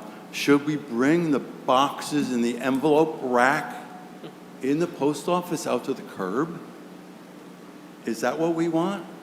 Do we want to jeopardize the chamber in their sidewalk sale days by having a sidewalk sale day every day of the week? There's so much possibility for abuse in this. I mean, right now, for years, you have two places that have floral arrangements on the front of their building. Beautiful, looks beautiful. If you look closely, though, one is just a facade. The other one ends up in flower pots that are on the curb or on the sidewalk, chained to the building. Two different things, but they've gotten away with it for how many years now? So, again, it's all about someone being able to abuse the situation. This, I see, retailers, you know, it's not unique to Ridgewood what's happening. It's all over the country, it's all over the world. And as someone that's also involved in the RBA, I see this as totally opposite of the way we're planning the RBA to go. Tom, you're over your time, so if you could just finish up, we'd appreciate Okay. it. Thank you. Okay. All right. I'm just opposed to this display. I mean, the display, yes, and I think it's great. But to make it as a sales thing with racks, I don't want to see it. Thank you, Tom. Okay. Hello, everyone. Thank you so much for allowing us time to speak. And thank you, Tom, for your comments. Thank you, Mayor. Thank you, Deputy Mayor, for Gina, spending... Please state your name. If you would Sorry, identify- my name is Gina Junn, and I have currently just died from heart failure. That's how I'm going to Gina, start my speech. forgive me, we need to know Sorry, if you're yes. a resident or... Gina Junn, until a few months ago, I lived on Marshall Street in Ridgewood, and I no longer do. I own the most beautiful jewelry store, one of the most beautiful jewelry stores in town, the corner of East Ridgewood Avenue, right next to Walgreens. If you haven't come in, please come in. It's a wonderful shop filled with sparkles and happiness. The reason I say I just died of heart failure is because that's the reality of retail. That's the reality of businesses everywhere. If you don't see the red in my eyes, I don't sleep very much. I have 3 kids, and thank you, Paul, for saying that I'm younger than 20, because I tell my 3 kids I'm 21 all the time. Long story short, there are some real underlying issues that are deliberately killing businesses. It's just, I know I have 3 minutes, so I'm going to actually just read what I've prepared. We are here to discuss the very real challenges that have been affecting downtown Ridgewood, issues that have not only lingered, but have grown more severe over time. Quite frankly, they have reached a critical point. As one of the longest-standing retail business owners in this town, I feel compelled, despite being exhausted and overworked, to come here tonight and once again urge you to address the ongoing concerns with the seriousness and urgency that they deserve. I know there's a whole story on parking, and I know I don't have that much time to get into it, but displays and tables out on the street are bare minimum for us. Just people coming by, seeing that we're open. I know that I have emailed the mayor and a number of people regarding parking as well, which I'm sort of surprised that there's nothing on the agenda for that, because that has been an underlying issue all over Ridgewood. So I did want to mention that as well. But it's a crisis. There's very little foot traffic. People are not coming into Ridgewood to shop like it used to. So I just want to share the importance of allowing businesses to sort of freely exercise their rights to have the displays out there, I hope. And I know my time is up, but I just wanted to share that there's a sense of urgency. And we did bring this to the attention of Joan's been so helpful, and all of you have been so helpful in helping us. But, wow, I didn't know 3 minutes was going to go by so fast. I'm barely digesting dinner that I was running and eating here while I was coming. But I did want to just say thank you. But I think you could truly benefit from a business owner liaison, perhaps a committee of people that can help and give feedback in a healthy way. Thank you, Gina. Thank you so much. Anybody else from the audience? No? Then, well, we have Stacy Tsapatsaris on our home access. Stacy, you're up.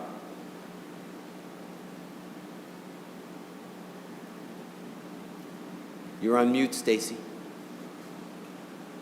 Good. All right, wonderful. Thank you, Mayor. Stacy Tsapatsaris, resident, landlord. I'm also chairwoman of the Historic Preservation Commission, as well as on the RBA. Sorry I couldn't be there.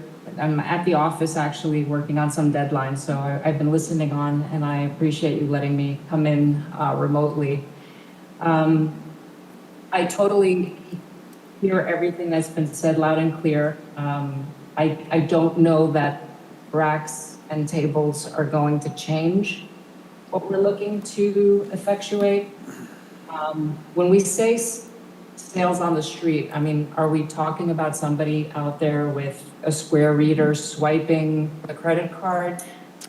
We have to understand that when you have items outside, you're gonna have to have employees that are monitoring that. And with the sidewalk sale days, the great thing about the sidewalk sale days, and I remember I used to go out for the sidewalk sale days, it was something to look forward to. Those merchants are actually hiring people for those days because you do need coverage. It's back and forth. So we have to kind of think of that component. For instance, we have this great store nearby, Pizzazz, and we've wanted them often to be out on days like the sidewalk sale days, and they don't do it because they said we can't afford to have somebody out there monitoring that table. So that's going to be very spotty in terms of who's going to be doing it and who is not. Let's call it what it should be. It's more placemaking. I think what we're all trying to achieve here is placemaking, something that shows, hey, I'm open. Here's an example of something beautiful you'll find inside, and get them inside. That's where they belong.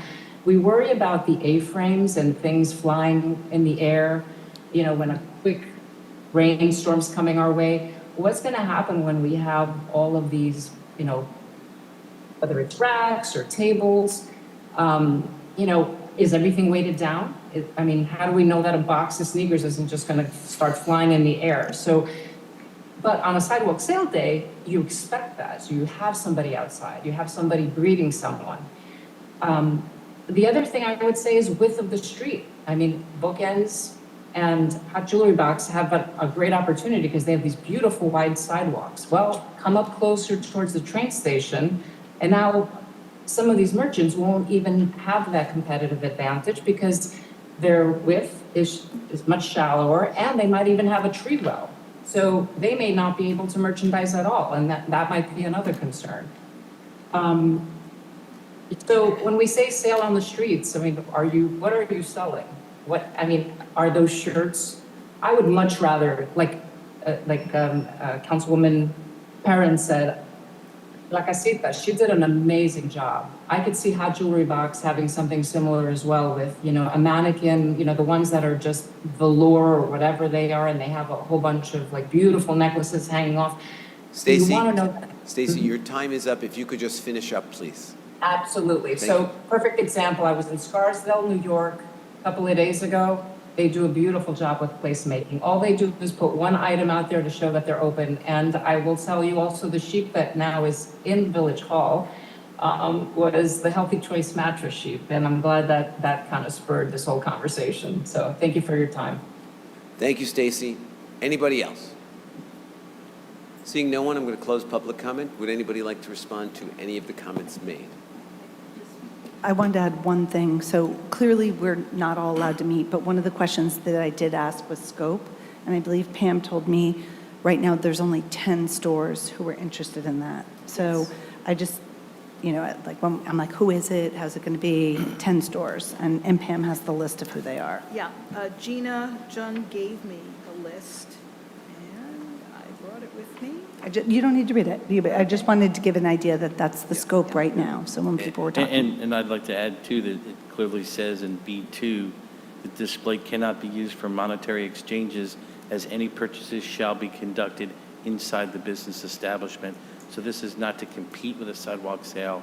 It's just that if they find that the best way to bring people into their business is to have samples of the products or examples, and that's what they can put on their table. And also, the issue is raised about whether these would be weighted. It's the draft ordinance says in C5C, displays shall be placed or located and internally ballasted or weighted in such manner so as not to create or present a hazard to pedestrian safety and property damage. So they need to be weighted for the weather. Will there be problems?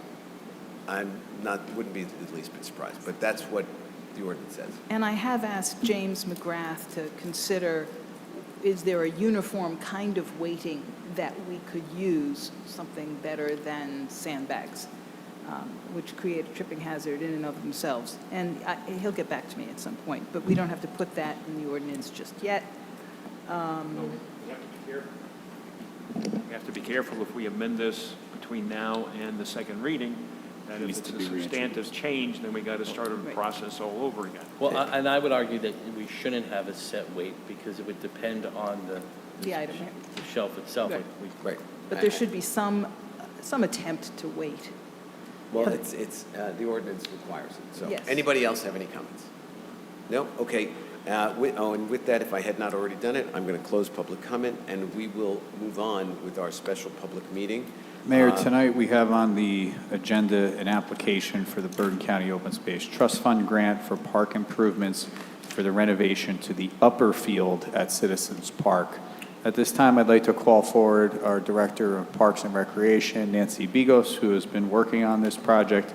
As the council knows, we received a grant from Bergen County Open Space last year for $121,000 for the purposes of renovating Lower Citizens Park. And the village matched that money, a little bit more than a match, through our 2026 capital project. This would be to address the upper area of the park, and Nancy has a short PowerPoint presentation so that the public's fully aware of what we intend to apply for, and the council can ask any questions before we open up to a public hearing on same. Good evening, Mayor and Council. Thank you for the opportunity to present to you this evening.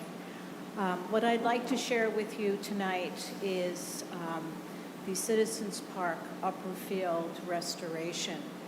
As you are aware, last year you approved within the capital budget process the Citizens Field, the Citizens Park restoration, and that those funds have been approved by Bergen County Open Space. This year, what we'd like to be able to do is to apply for additional funds, as in a phase 2, and complete the park renovation, renovating the upper field at Citizens. So what this would include would be the fact that the next phase of this park renovation would include the complete rehabilitation of the upper field. This restores the condition, functionality, and safety of the playing field itself. This work includes grading and laser leveling, the infield and base paths, adding new soil, infield mix, rebuilding the pitcher's mound and the batter's boxes. Also included in this project is the addition of baseline fencing, portable outfield fencing, spectators' benches, and players' benches in the scope of this project.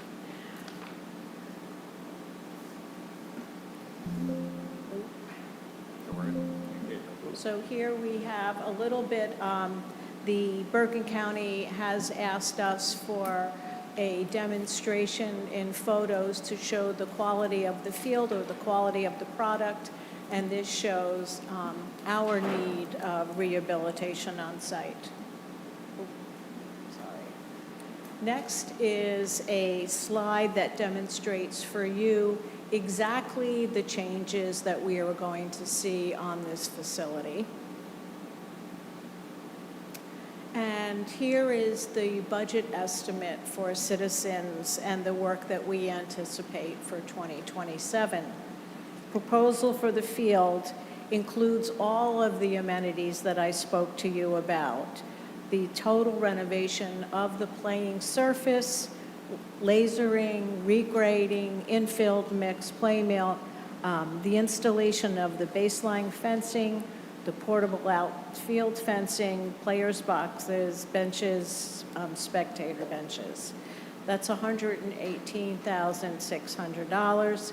We will need to install irrigation in this site. We want to be able to keep that new sod green and that area looking beautiful. Landscaping along the fence between our property and next door, a contingency of $12,040 brings the total of this project to $134,640. And Nancy, how much of that is grant money versus ours? Was this fully granted, grant money? This is a 50-50 match, sir. Okay. So the Village of Ridgewood is asking for $67,320. And I'm sorry, Keith, I think you mentioned this. Did we already put this into the budget? No, so this is for a new project, and the cycle with Bergen County works as follows. The applications are due in the spring, so that's why we're going through the process that we are here tonight to finalize the grant application. Those will be reviewed over the summer months by the Open Space Committee at the county, and the awards will be made in the fall. So usually November. This year, I think it was November 7th, we were awarded the money for lower Citizens. And then what happens, Councilman, is as we start to prepare next year's budget, we will ask for a match in our 2027 capital So budget. basically, if we get the grant, we fund this next year? Yes, we would fund the other half of the project. And sometimes there's add-ons, sometimes the county comes back with recommendations. So while the grant requirements are a 50-50 match, there are times that we increase the amount requested to the council to just make sure that we have all the amenities accounted for. That's great. And my only question here is fiscal. Nancy, this is a great idea. I've been on that field before. It could definitely use the work, so this is great. The other thing I want to say to the council is this is a very underutilized area. And, we often talk about the fact that, we need more field space, and when we deal with flood events and all the discussion that we have frequently here, doing this project, while it is used now, we will be able to maximize the use of Upper Citizens in a way that we have not been able to before. That's great. Correct. So this will be placed in our 2027 capital budget request. I would like to add that this year, there's going to be so many exciting improvements to Citizens, so it's sort of Citizens' next step. And we're going to get the new fence, which is amazing, and I think we had another matching grant last year for one of these. Yeah, for And lower Citizens. Right, And that so this- includes bump outs along Monroe Street and the new fencing, the new backstop. We're actually even talking about repositioning the field. That's not completely decided yet, but we're working with the new engineering team to account for that as well. And when we first took our seats, Evan, there was a big complaint on Upper Citizens of the Yes. poison ivy. Evan remembers. That was a pre-goat idea. Maybe we send them over And back. forgive me, I have an issue at home that I have to attend to, so I'm going to be leaving early. Pam's got it from here forward. Forgive me, Nancy. Thank you so much for the work that you do on this. I'm really looking forward to Citizens being brought up to speed and being the great field that it's going to be. Thank you. Thank you all so much. Have a nice evening. Anybody else on the dais have any further questions for Ms. Bigos? Who's that? Thank you very much. Thank you, Nancy. So Deputy Mayor, we'll need to open this up for a public hearing. Yes, public hearing on grant application for renovation of Upper Field at Citizens Park. The public hearing on the grant application for renovation of Upper Field at Citizens Park is now open.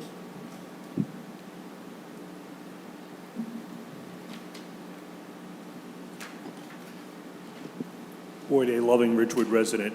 I would just request that this be posted someplace because it was difficult to see. The eye test situation, we always talk about the fact that the fonts on these should be increased. I'm not sure if we can get a formal review process for these before they go up, but it was difficult to see, so if this can be posted someplace or sent out to those who request it, we can review it a lot better. Thank you very much. Anyone else? Seeing no one on remote, I move that the public hearing be closed. I second. Mortimer, Yes. Perrin, Yes. Whites, Yes. Winograd, Yes. Fagianos.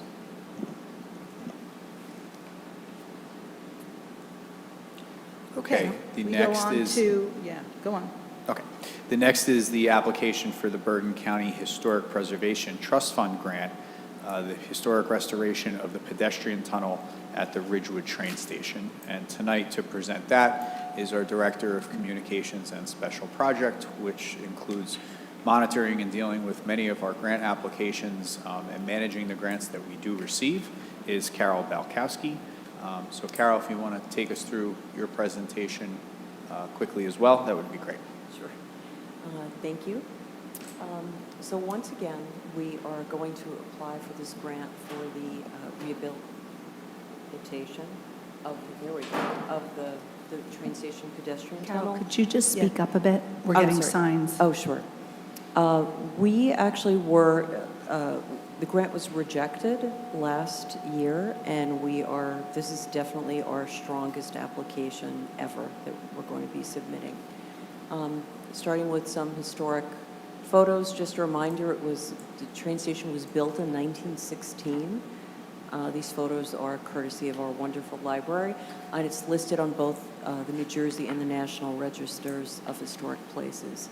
And the train station is unique in that it does feature a pedestrian tunnel, an underground tunnel that allows people to cross and easily access the east and west sides of town.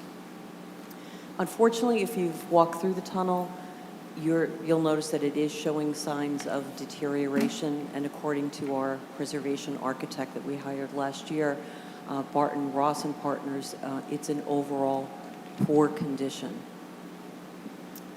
I took some pictures of the worst examples of the walls. The walls are really in a state of decline, mostly due to prolonged exposure to moisture and insufficient drainage.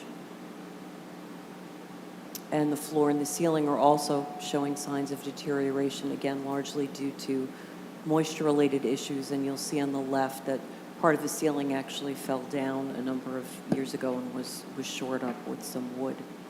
Carol, I don't think anyone's going to disagree. This needs some love. I'm sorry? I said I don't think anyone disagrees this tunnel needs some love. So, Yes. Yeah.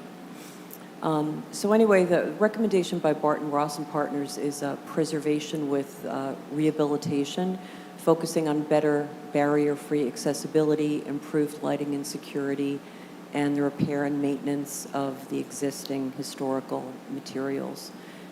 So we are requesting a grant of $541,880 from Bergen County.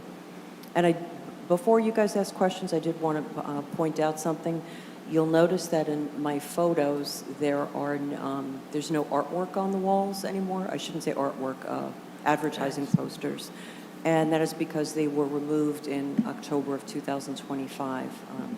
Intersection Media, which is the company that took over from the company who we originally contracted with back in 2006, I believe, decided not to move forward because of the lack of revenue. And just to give you an example, in 2023, the posters generated $19,000 in revenue for them. In 2024, it went down to $156, and in 2025, it was zero. So they decided to part ways with us, which is wonderful, because when the engineer came out, he said, wow, now that these advertising posters are gone, we can really see the extent of the damage on the walls.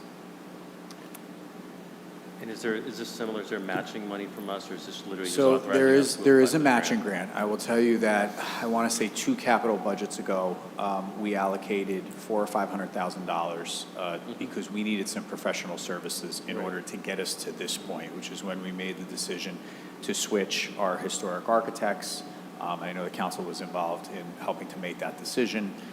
Barton Ross has put together a comprehensive plan that will make us, as Carol said at the beginning of the presentation, more competitive than we've ever been, not only with the Bergen County Historic Trust Fund grant, but with the New Jersey State Historic Trust Fund grant. And Carol has developed really solid relationships, both with the historic officials at the county and also the historic officials at the state, so that we're getting this grant process right. When we submitted the first one, which I think might have been the second year I was here, we put it together, but it needed work. And it took us a little while to have the right professionals onboarded and get these narratives to where they needed to be and to do the study that needed to be done in order to get us where we are today. So we're in the most competitive place that we've been. I can't tell you that we will not need even if we get these grants, that we might not need a little more funding in the 27 capital budget. That's my question. But it's not my intention. Right, but just even one step back. So essentially, we're applying for a $500,000 grant. We would have to match that in the capital budget.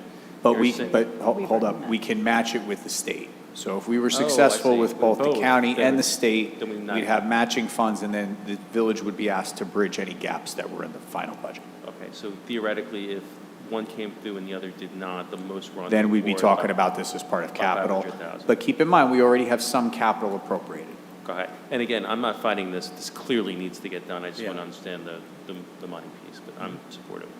Understood. And And listen, part of this too is safety. We've included the Ridgewood Police Department, and Chief Lyons has looked at this pedestrian tunnel, and he has some recommendations as to how we can increase safety for pedestrians who are using this as well. So it's not only a structural issue and a cosmetic issue, it's also something that we consider a safety issue. It's also to add to the safety. It's a safe walkway to school. So like kids like mine went through there, and kids, in the Ridge School area that's on Oak Street, they all commute through there. And I believe we got letters of support from some of the schools too, because there's commuter traffic, but then there's actually pedestrian traffic commuting to schools. I think it's great, Carol. I think we're incredibly grant worthy. I wish you good luck, and I'm very grateful for all the effort. Thank you. Is that Barton Ross report on the village website for us to read if we want? I hear it's quite voluminous. It is not. It's approximately 450 pages. A lot of that is architectural drawings. I don't know that we have another preservation plan, so I don't know where it would go on the website, but I could I talk think with what we'll you. do, Carol, is maybe, to Mr. Loving's suggestion, we'll put the presentations up for each of the grants that we're applying for, active grant applications, and then we can include the report that the deputy mayor is referring to with that, because it really is the basis for the grant application. Yes. And I just wanted to let you know that there are no immediate safety concerns. And Barton Ross, they've categorized the work into high, medium, and low priority items, and there are only 3 high priority items, but nothing looks like it's going to be falling on people's heads or anything like that. Good to know. Is there a is the ramp going to be staying, or will it be rebuilt entirely? The ramps, from what I can gather, the ramps are going to be staying, but a big priority in this project is ADA accessibility improvements. So that's going to include, which I didn't know existed, an illuminated metal handrail system at the ramps and at the stair entrances and all along the pedestrian tunnel on both sides. Upgraded LED lighting and what they call broom finish concrete flooring to provide better slip resistance for people walking, and as well as being allowed to. It's like a medium broom finish concrete flooring, so that would allow wheelchairs and people with different mobility devices to get on there, but also providing slip resistance. And that was a big issue. We got a letter of support from Age Friendly Ridgewood, and they said that a lot of the seniors, they'd love to walk through the tunnel, but there's no handrail. The floor is very slippery. It's not well lit, and they don't feel safe physically, and they just don't feel safe in general going through the tunnel. And then we did have a request, Keith, to put up another mirror there. Have we been able to do that yet? I referred it to Rich Charlton, so I can follow up with him Okay. tomorrow. Any other questions from the dais? Nope, Okay. so, great. The public hearing on the grant application for the historic restoration of the pedestrian tunnel at Ridgewood Train Station is now open.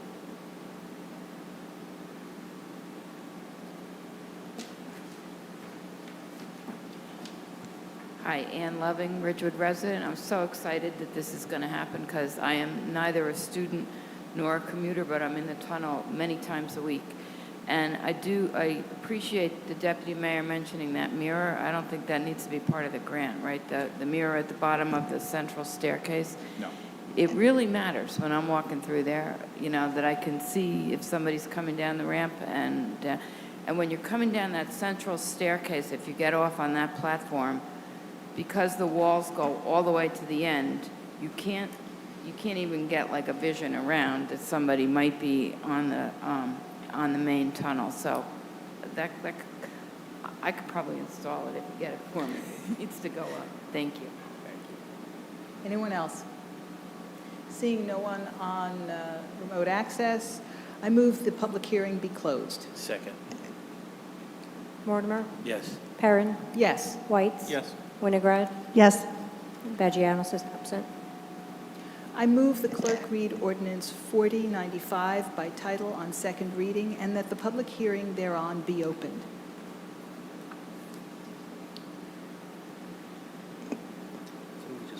Second? Frank?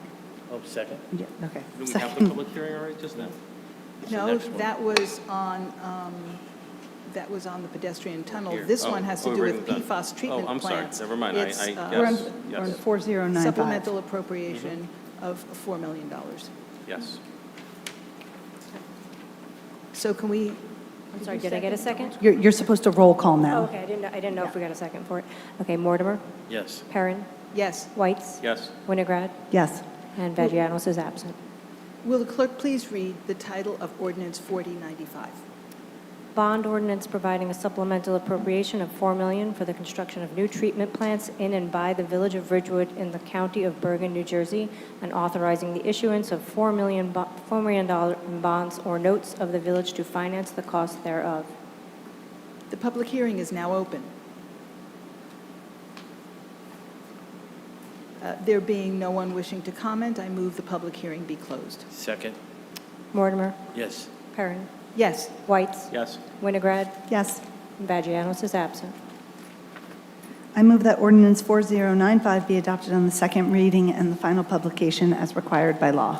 I second the motion. Mortimer, Yes. Perrin, Yes. Whites, Yes. Winograd, Yes. Vagianos is absent. So, Matt, can I make this motion on the display ordinance? Yes, and I think what you should do is As make the amended? motion to introduce the display ordinance, and then somebody would vote to amend it. Oh, okay. And then we'll read the amendment. Okay. I move the first reading of ordinance 4096. Second. Mortimer, Yes. Perrin, Yes. Whites, Yes. Winograd, Yes. Now do we make the motion? Vagianos is absent. Well, So ordered. yes. Will the clerk Please read it. please read Once it's displayed. ordinance 4096 by title? An ordinance to establish a new chapter entitled Sidewalk Displays. Now you want to open it up and just say, can I propose certain amendments that can be read into the record? And we'll- I move that certain amendments encapsulated by Matt Rogers be read into the record, and we move forward with that version. I So moved. second. Roll call? Mortimer, Yes. Perrin, Yes. Whites, Yes. Winograd, Yes. Vagianos is absent. Okay. In light of the discussions that took place during the workshop on this particular ordinance, I'm going to make the following recommendations for amendments to this ordinance. I don't take offense if you want to correct me, but that's all right. So firstly, with regard to definitions, number 2, depending on what version you had before, we are changing the definition to a 3-dimensional item meant to attract patrons to a business. And then in the second sentence, removing the wording "a sample/example of the," and just leaving it may include merchandise sold from the business. So that's the first amendment. The next amendment for consideration, again, depending upon what version you had, was that in terms of number 3, size, this display shall be no larger than 5 feet in height, 6 feet in width, which will be parallel to the front, to the storefront, okay? So we're making that change as long as everybody's on board with that. Then in number 5, we're removing, at the end of number 5A, there is a phrase beginning with the word unless, unless the display is affixed to the facade of the store and cannot be detached from same. We're removing that from the ordinance. Correct? Yes. Okay. Yes, but what, So that, yeah, yeah, and so what, and with regard to the first sentence, okay, displays shall not be permanently affixed to the ground/sidewalk. And I think everybody was in favor of that. We didn't discuss it, but I think that was not an issue for everybody. And then the wording, but may be affixed to the facade of the store contingent upon the permission of the property owner. We're removing that wording as well. so but through the period. Yeah, but, so the first sentence is going to end with the word sidewalk, Yep. okay? Then, in number 8, we are removing D, 8D, Yes. and we are revising E. It's going to read displays holding multiple items for sale. And I believe we're just going to leave it as such as, or do we want to take out such? No, No, what they're we supposed to just- just say. Racks of clothing, That's just racks of clothing. Just racks of clothing, Just okay. racks of everything Just- else is so- deleted. So we're going to just say such as racks of clothing, okay? No, you don't need such as. These are already the items which shall be prohibited, so all it needs to say is racks of For clothing. sale, racks of clothing, okay. Yeah. So we'll take out all the other wording and just leave racks of clothing. Yes. Okay. And then in number 9, if we go to C, we're changing the first word from decorative to ornamental. Yes. And then in number 3, in item D3, when it comes to permit fees, there shall be no permit fee for the permit application. Correct. That's the wording. Yes. I think that's about it. Yeah. And if we can get out of here early, I can do this tonight and get it into the clerk later on this evening. If I'm early. If I'm early. Thank you. Now, where were we on? So then I think it's back to, I move that with these. No, you move it as amended. Right. I move that ordinance 4096, as amended by Matt Rogers, be adopted on the first reading, and that May 13th, 2026 be fixed as the date for the hearing thereon. Second. Mortimer, Yes. Perrin, Yes. White, As I said before, I'm voting tonight to have more, to introduce it, but I reserve my opinion on actually voting for it on the 13th. But the answer is yes for tonight. And just so everybody knows, in terms of Evan's concern, this is going to go to the planning board. It is going to go to HPC. I believe Pam intends to share this with the chamber and CBDAC, the CBDAC with Guild. a few groups. So you may be getting some feedback. So subject to what the feedback's going to be and the responses, it may get amended again, which means we may have to introduce it again, but that's okay. You want to get this right. And that's the process I want to encourage by my vote tonight. Yep, that's what Evan wanted to make sure it was done. Me too. okay. Winograd, Yes. and Vagianos is absent. Oh, and now, Jennifer, I think the next, number 9 is up to Yes. you. The following resolutions, number 26-116 through 26-119, will be adopted by a consent agenda with one vote by the Village Council. 26-116, authorized application for Bergen County Open Space Grant, park improvements, renovation of Upper Field at Citizens Park. Authorized application for Bergen County Historic Preservation Trust Fund, historic restoration of the pedestrian tunnel at the Ridgewood train station. Appoint member to Open Space Committee. Award contract leasing of taxi stand at the Ridgewood train station. So moved?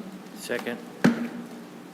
Mortimer, Yes. Perrin, Yes. Whites, Yes. Winograd, Yes. and Vagianos is absent. I'll take a motion to adjourn the special public meeting and reconvene the work session. So moved. Second? Roll call. Mortimer, Yes. Perrin, Yes. Whites, He just stepped out. Winograd, Yes. and Vagianos is absent. And now, under budget, Yes, we have nothing under Ridgewood Water tonight. We have nothing under parking, so we'll move on to budget. We have 3 items for the council's consideration this evening. One is the disposal of ground yard waste and grass clippings for the 2026 season. The recommendation from James McGrath is to award this contract to RVH Mulch. The Public Works Department did go out and solicit quotes from 3 vendors. They received 2 replies. RVH submitted a quote of $23 per cubic yard for disposal. There's no increase in the cost per cubic yard in comparison to over last year. And this contract that we are recommending for award is in the amount of $80,000 for 2026. Question? any comments? Okay. I just want to say, it's amazing to me how much we pay in disposal costs. And in addition to this contract, our trucks will be taking this yard waste to West Milford, where the contractor's yard is. Their office is nearby, but their yard is pretty far away. This is a lot of wear and tear on our trucks. It's a lot of gas with the price going up. It's a little dispiriting, but we have to do it. So, And the only thing I'll say relative to that is, we're prohibited from disposing the yard waste materials at the leaf compost facility where we take our own leaves. Could you just imagine if we didn't have the Lakeview Yeah. facility and we had to dispose of leaves at an alternative location too? So while the issue is a challenge, it could be worse if we didn't have the facility that we have here in the village. absolutely. Okay, the next item is for the purchase of the new signal truck. The Village Council previously approved during the 2026 capital budget process the purchase of the new Signal Division sign truck. This will replace existing truck number 62, which is failing. Total not to exceed is $164,800. Any comments or questions? Just that, based on the detail that I got during the budget hearing of how this truck is used and how they call it daily, and I'm just really in favor. I hope to get a good one soon, and that I can have a ride on it. Frank became the touch a truck councilman during the capital budget process. So sticking with the theme, the last item is the purchase of the new street sweeper for the streets division. This is to replace the existing street sweeper, which was purchased back in 2016. Again, this was funded through the Village Council capital budget for this year. Total not to exceed $335,707.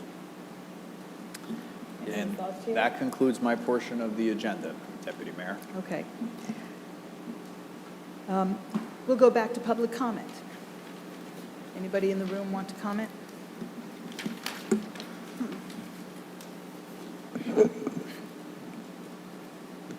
Good evening again, Boyd A. Loving, Ridgewood resident.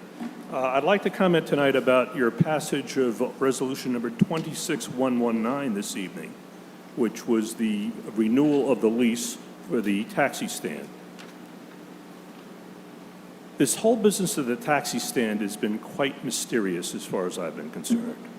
It started out with some signs being placed for reserved parking spaces on North Broad Street prior to the council even approving the first lease. That was called to my attention by an employee of the village. I posted some photos on it, and I'm happy to say that the signs were taken down. However, how those signs were erected prior to the council even approving a lease boggled my mind at the time. Things continued to get mysterious as far as I was concerned, and that is that the tenant has never moved into the space. The tenant has been paying on the lease since January 1st, 2024, but has never set foot in the space to the best of my knowledge. There was some discussion about a loading zone on North Broad Street, and at the time it was proposed that the loading zone be reserved for that tenant and that tenant alone. And I came up during public comment and I made some comments about why that was being done, and fortunately it was changed and anyone can use that loading zone now. But I never understood why that loading zone was proposed for use with that tenant when that tenant had never moved into the space. Now I find that there's been no discussion about the renewal of this lease at all in public that I'm aware of. I believe that there was a closed session on April 8th, and on the agenda, the closed session only said leasing of village property. No name of the property was put on the agenda. All of these things add up to me that there is something mysterious going on. Why does somebody rent a space and not move into it? Yes, taxpayers are getting some money for this, but it was touted at the time that the space was originally rented that we were renting space, this would be good for Broad Street, employees would come in, they would use the restaurants, come and say hello to the new tenant. The new tenant has never appeared. Perhaps I'm just being overly cautious, but something is amiss as far as I'm concerned. The fact that you did not discuss this in public at all, that it was on an agenda, that the property name wasn't even mentioned, adds to the mystery as far as I'm concerned. So I don't expect you to say anything tonight. Perhaps this is a private matter, but this all seems very odd to me, that we have somebody who's paying rent on a space, has never moved into a space, signs went up before the council even started to discuss this, a loading zone was proposed for this person's use. It just seems very odd to me. Thank you. Thank you, Boyd. Anyone else? Seeing no one on remote, I'll close public comment and take any responses from the dais. So first, I just want to say with regard to a few years ago when the signs went up before the lease was approved, that was simply the signal division getting the job done. And the one thing I'll tell you about the signal division is when you ask for something to get done, it gets done.